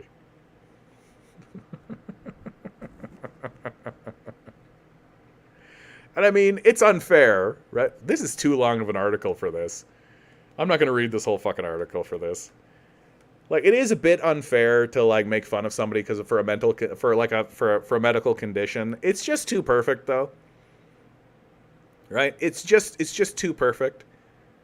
Bro literally has brain worms, right? No one should have more than 10 million. The author of Limitarianism on Why the Super Rich Need to Level Down Radically. So I think I might read some of these tomorrow, honestly. I think I'm going to read a couple. This one I want to read tomorrow. So tune in. Tune in. World's top climate scientists expect global heating to blast past 1.5 degrees. NDP's Leah Gazan, it's time for a guaranteed livable income. That's nice. That's a nice idea. Being a U.S. ally means silently watching your own destruction. I'm loving it, man. I'm loving it. Americans have spent their savings. Economists worry about what comes next. Yeah, no shit. No shit. What comes next? Like, what do you think's going to come next? And in the meantime, we're just gonna suck the pollution out of the atmosphere, guys. That's what we're gonna do. You bet. We're gonna suck the carbon out of the atmosphere, and then we're gonna take that carbon and we're gonna put it somewhere, and we're definitely not gonna reuse it. We're definitely not gonna do that. Fucking psychos. Vosh has Midwestern marks, etc. Other Pat socks are just, well, Vosh is a pedophile, so there's that. Right, and an FBI snitch, by the way. Like, I just think that you should not be including Vosh in your analysis at all. Like, I think that Vosh is the very definition of a bad faith actor, and is 100% exists specifically to catch people who are radicalizing away from capitalism and then funnel them back into the Democratic Party. That's his job, right? And and he said outright on his stream, you can find it. I have a clip of it. That he was an FBI snitch during the Occupy movement. Like, the guy is clearly a bad faith actor, and so, yeah. And this new scandal that's come up under him, where he like showed pedophile porn on his live stream. It's like, yep, it's just more nail in the coffin for this guy. So I don't think he should be brought up in even Pat Sock company, because he's a fraud. Like he's just a weasel, right? Like if all of the sudden the popular ethos and the ruling class was far left communism, then he would be a far left communist. He'd be a tanky, right? He doesn't care. He just goes where power is. That's all.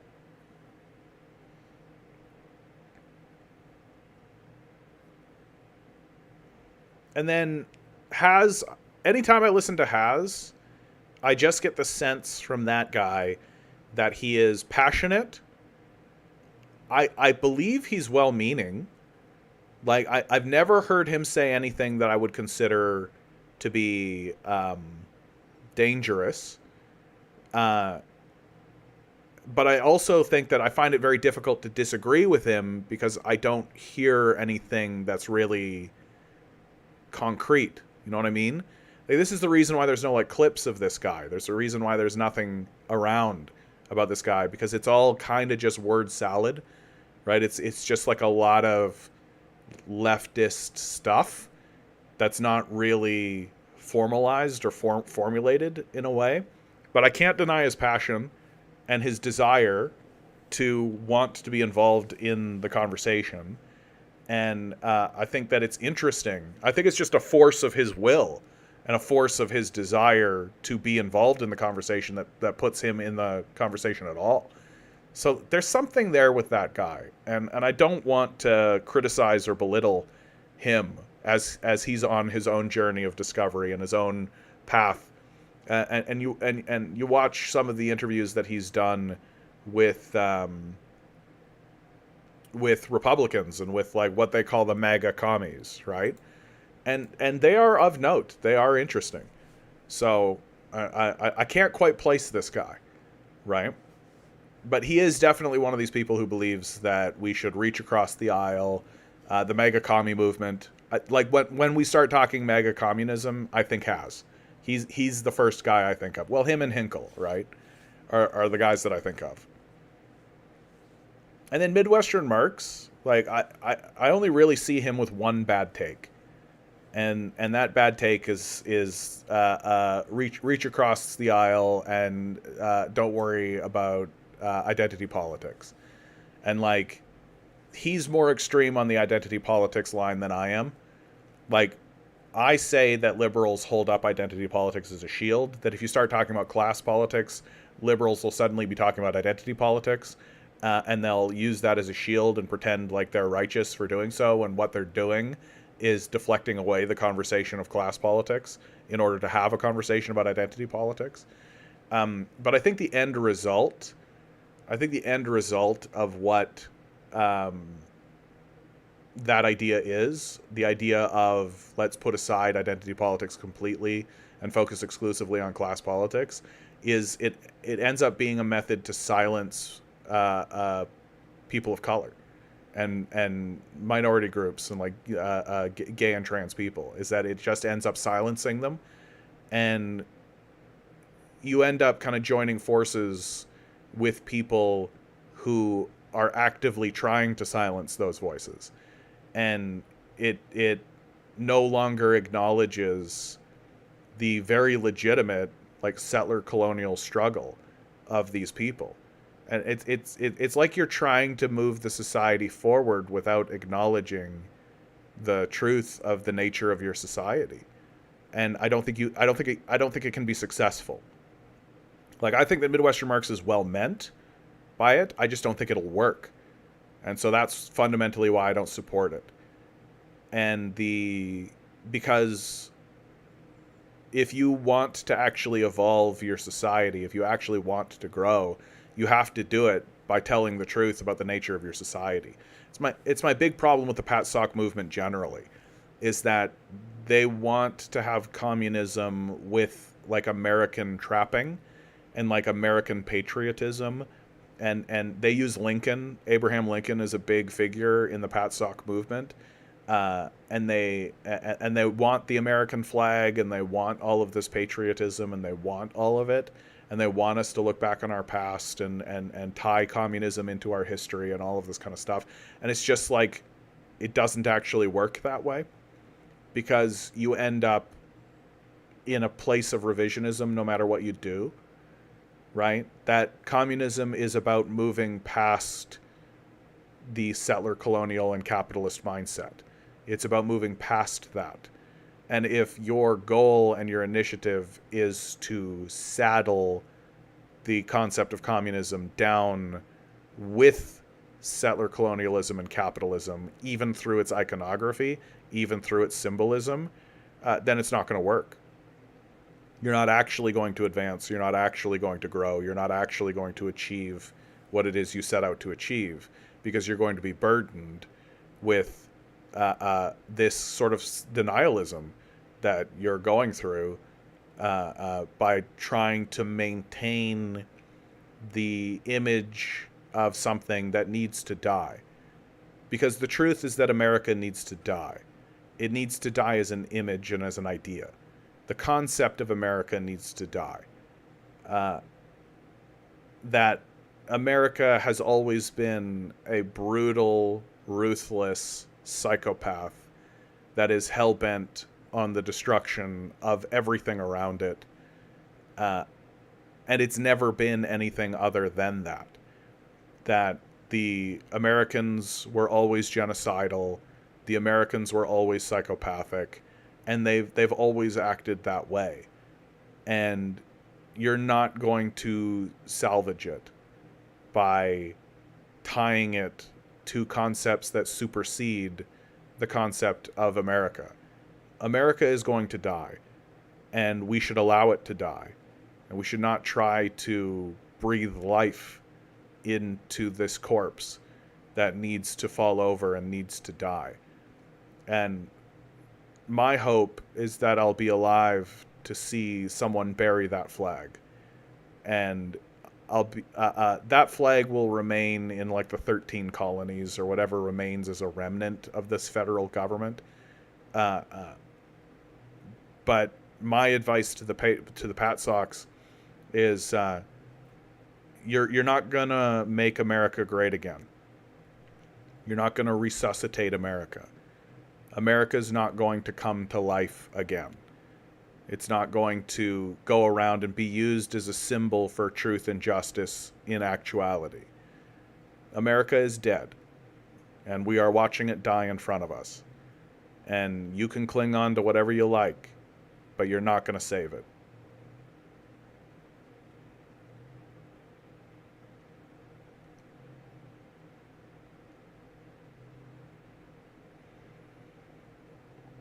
Fiddleford says, I had tried talking to Noah about indigenous issues, and they see it as radical liberalism.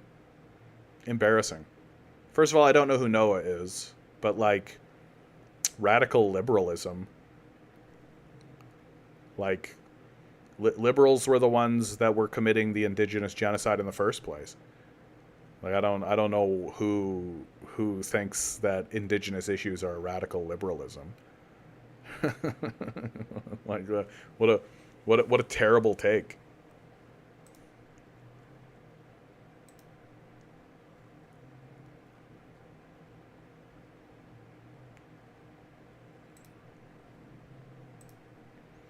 Well, let's see what the Communist Party of the USA say. I honestly, truth be told, I don't know much about the Communist Party of the USA. I don't really have an opinion, really. Like, they don't seem to be that powerful or influential. I don't really see them.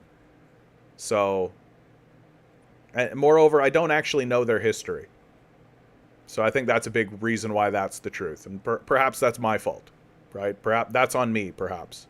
So I should be honest about that and say to myself, yeah, I don't actually know anything about the Communist Party of the United States, right? I just sort of assumed that they were mainly inert, not particularly influential, but perhaps that's just my own ignorance, right? Perhaps that's my kind of thinking. But do I really want to read this thing? Sure. Let's just do it. Commonly known as among the Communist Party member, the phenomenon of Pat Sox, or patriotic socialists, has arisen in recent years and has its roots that go back to well before the 2020s, and even all the way back to Browderism, which was fought against by multiple CPUSA members. This is kind of what I'm talking about. Like, nobody knows what Browderism is.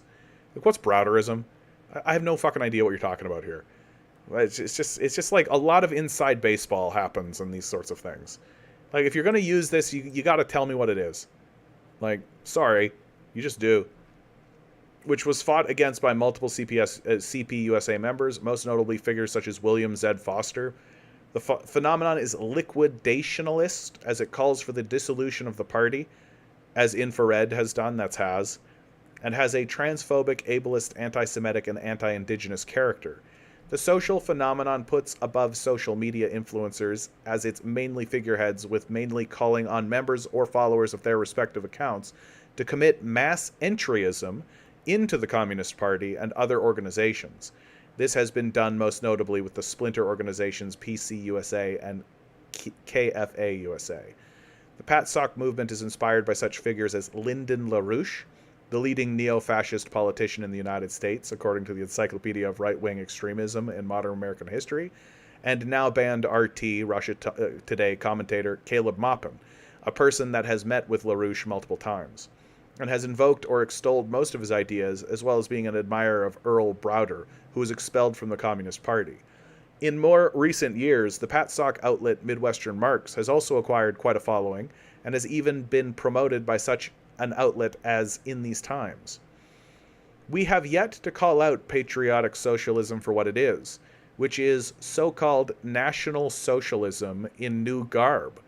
I contend that we need the 32nd Convention to also stress the issue of ableism, especially in regard to autistic and other socially disabled workers, indigenous land stewardship, and the wider land back movement, and trans liberation, all of which PATSOCs attack on a daily basis, because that will also strengthen us against this threat, against infiltration, against dissolution of our beliefs, and take the fight to this budding PATSOC movement.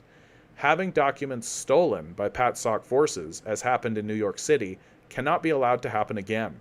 And the possible federal connections, such as those with Jackson Hinkle, are also noteworthy. Oh, these guys, CPUSA thinks that Jackson Hinkle is connected federally to federal connections. I've always said that. This guy came out of fucking nowhere, and all of a sudden he's like this pretty boy. Like, he had no growth whatsoever. He literally was just like there all of the sudden. And we're all just supposed to be like, oh, here's Jackson Hinkle coming out of nowhere, apparently. Yeah, no CIA backing there. That makes me feel good. That makes me want to investigate this a little bit more and investigate this organization a little bit more. Because if they are suspect of Jackson Hinkle, yeah, I've been suspect of this guy from the beginning. If it all comes out that he's just a CIA spook, I'll be like, called it. We have had to expel many such people from the party, as long as a new lavender scare ramping up against trans folk and the USA remains a prison house of nations. So lavender scare is in reference to its while the McCarthy scare was going on, the Red Scare was going on, there was also the lavender scare, which was a movement against homosexuals. Steps that can be taken. We can also fight the PATSOC threat by supporting and amplifying our support of various movements, such as in Minnesota. Further steps. This is all just like official education programs, so on and so forth. Conclusion. Male chauvinism and anti-femininity is also a huge problem in our society, and mega-communists like Jackson Hinkle and serial sexual abuser Caleb Maupin exude this problem in spades. Recently, Zhang Weiwei, who has about 73,000 subscribers at the time of this writing, promoted such personalities as Jackson Hinkle, and uncritically promoted mega-communism as well as referred to a specter of illegal immigrants coming to America. I suggest you take a look at Dom Shannon's work here, elucidating on the culture war and the crisis of culture that we're living through. Additionally, many influencers are too tied to internet algorithms created by various platforms and companies. TikTok may either banned or controlled by various bourgeois personalities and companies due to worrying as revealing the scope of the genocide in Gaza. Yeah. Okay. Like, yeah. Like when this whole mega communism thing first began, I thought it was interesting, and I thought that I was listening to what they were saying and all this kind of stuff. And even somebody like Chris Hedges published an article saying, like, on certain issues we do need to reach across the aisle to people that we might not like. But like the further I get along, the more I see that this mega communism thing is really a way to co-opt communism as a movement and try to funnel it. Like, they will funnel any movement anywhere it gets moved into, right? If they can funnel communism into the Republican Party, they will. If they can funnel communists into the Republican Party, they will. And I think that this is more or less what the PATSOC movement is about, right? That what we should actually be doing is we should be building a movement in order to seize the means of production. That the workers begin just taking control of things. And it's done on such a scale that the established political system can't respond to it. Like, that's the real goal. And you're not going to achieve that goal by engaging in electoralism or engaging in electoral politics. And you're certainly not going to achieve that goal by reaching out to the most virulently racist people in the society.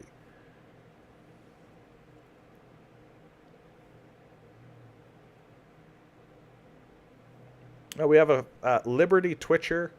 That's because in the USA, most people oppose compulsory communism. Yeah, what is that even, says Marxist archaeologist, yeah. Hinkle hangs out with Tulsi Gabbard, head of U.S. PSYOPs division. Thank you for that, Marxist archaeologist. Resist says Jackson Hinkle is a former Pelosi Youth Council member and close with U.S. military PSYOP lady Tulsi Gabbard. Yeah, you both were writing that point at the same time. Yeah, that sounds right. Very much a Fed. That sounds correct. Thank you for that information. Here, hold on. Can I find a formalized document on that? Should be easy to find. Jackson Hinkle, Pelosi Youth Council member.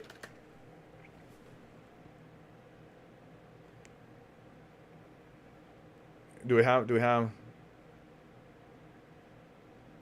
Let's just take a look at his Wikipedia. The idea that this guy even has a Wikipedia to me is shocking, right? Who hosts the Rumble show, The Dive with Jackson Hinkle. Okay, blah blah blah. Early life and education, Clement. You know what? If it's here, Pelosi, not on his Wikipedia page. But that's hardly concise. Where can I find? I need the smoking gun, guys. I need it. Like, what should I look for? What should I search? How do I find the smoking gun? Because obviously they're not going to put it on his Wikipedia page.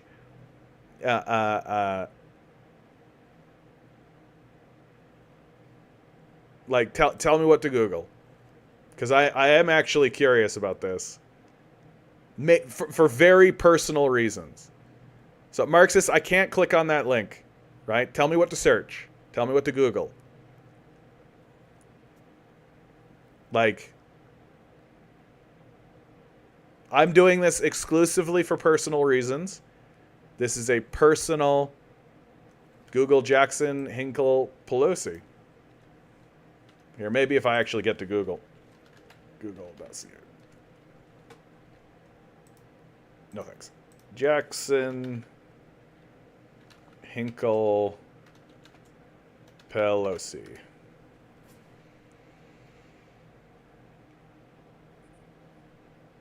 Oh, just straight up. Like, it's just like honest Twitter.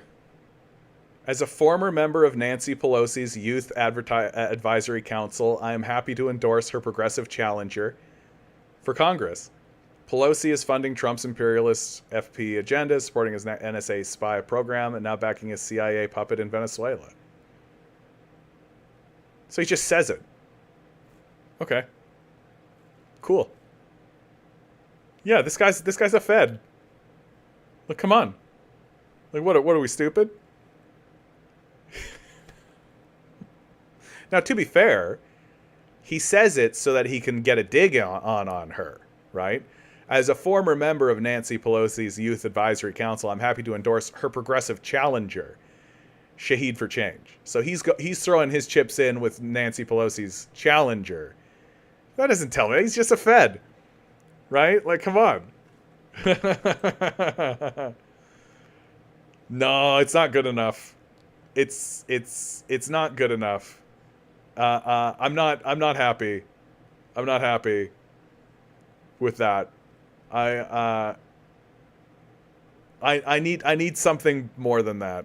Cause like just like when I was a kid, I was part of a political organization because I was interested in politics. And now I've kicked that off, and there's like this whole other thing, and so on and so forth. The photos with Tulsi Gabbard. Yeah, the relationship between him, Jackson Hinkle, and Tulsi Gabbard.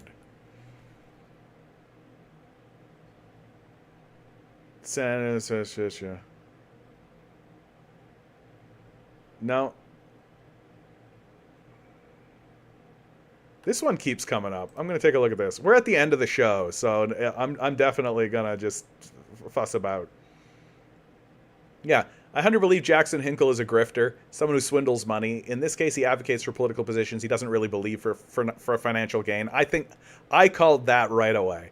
I remember there was somebody in here who was really like rah Jackson Hinkle and really trying to convince me that Hinkle was interesting or good. And I straight up said to them, I was like, this guy is pretty clearly a grifter. Like, this guy's pretty clearly, like, I didn't use the word grifter, but he's an opportunist, certainly. Like, he's just going to go where the money is. He doesn't give a fuck. Yeah. Nobody has anything concrete.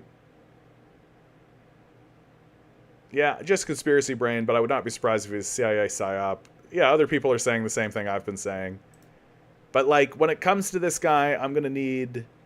I really am going to need, like, something that's more smoking gun than this. What Tulsi Gabbard's journey says about Democrats, fringe voter. Yeah. You know what? I'm just gonna leave it. I'm gonna leave it, and I'm gonna say the sands of time will reveal all. I don't think I'm gonna spend any more time investigating this right now. If you guys who are in the Discord want to find something and add it to the Discord, phenomenal. If you would like to be part of the Discord, all you got to do is donate at least $1 to my Patreon. Like, share, subscribe, hit the bells, hit the whistles. Always remember, guys, each and every one of you is a quantum being walking around in quantum energy. These billionaires are doing everything they can to ensure you never realize it. You just stay the good little commodity they need you to be.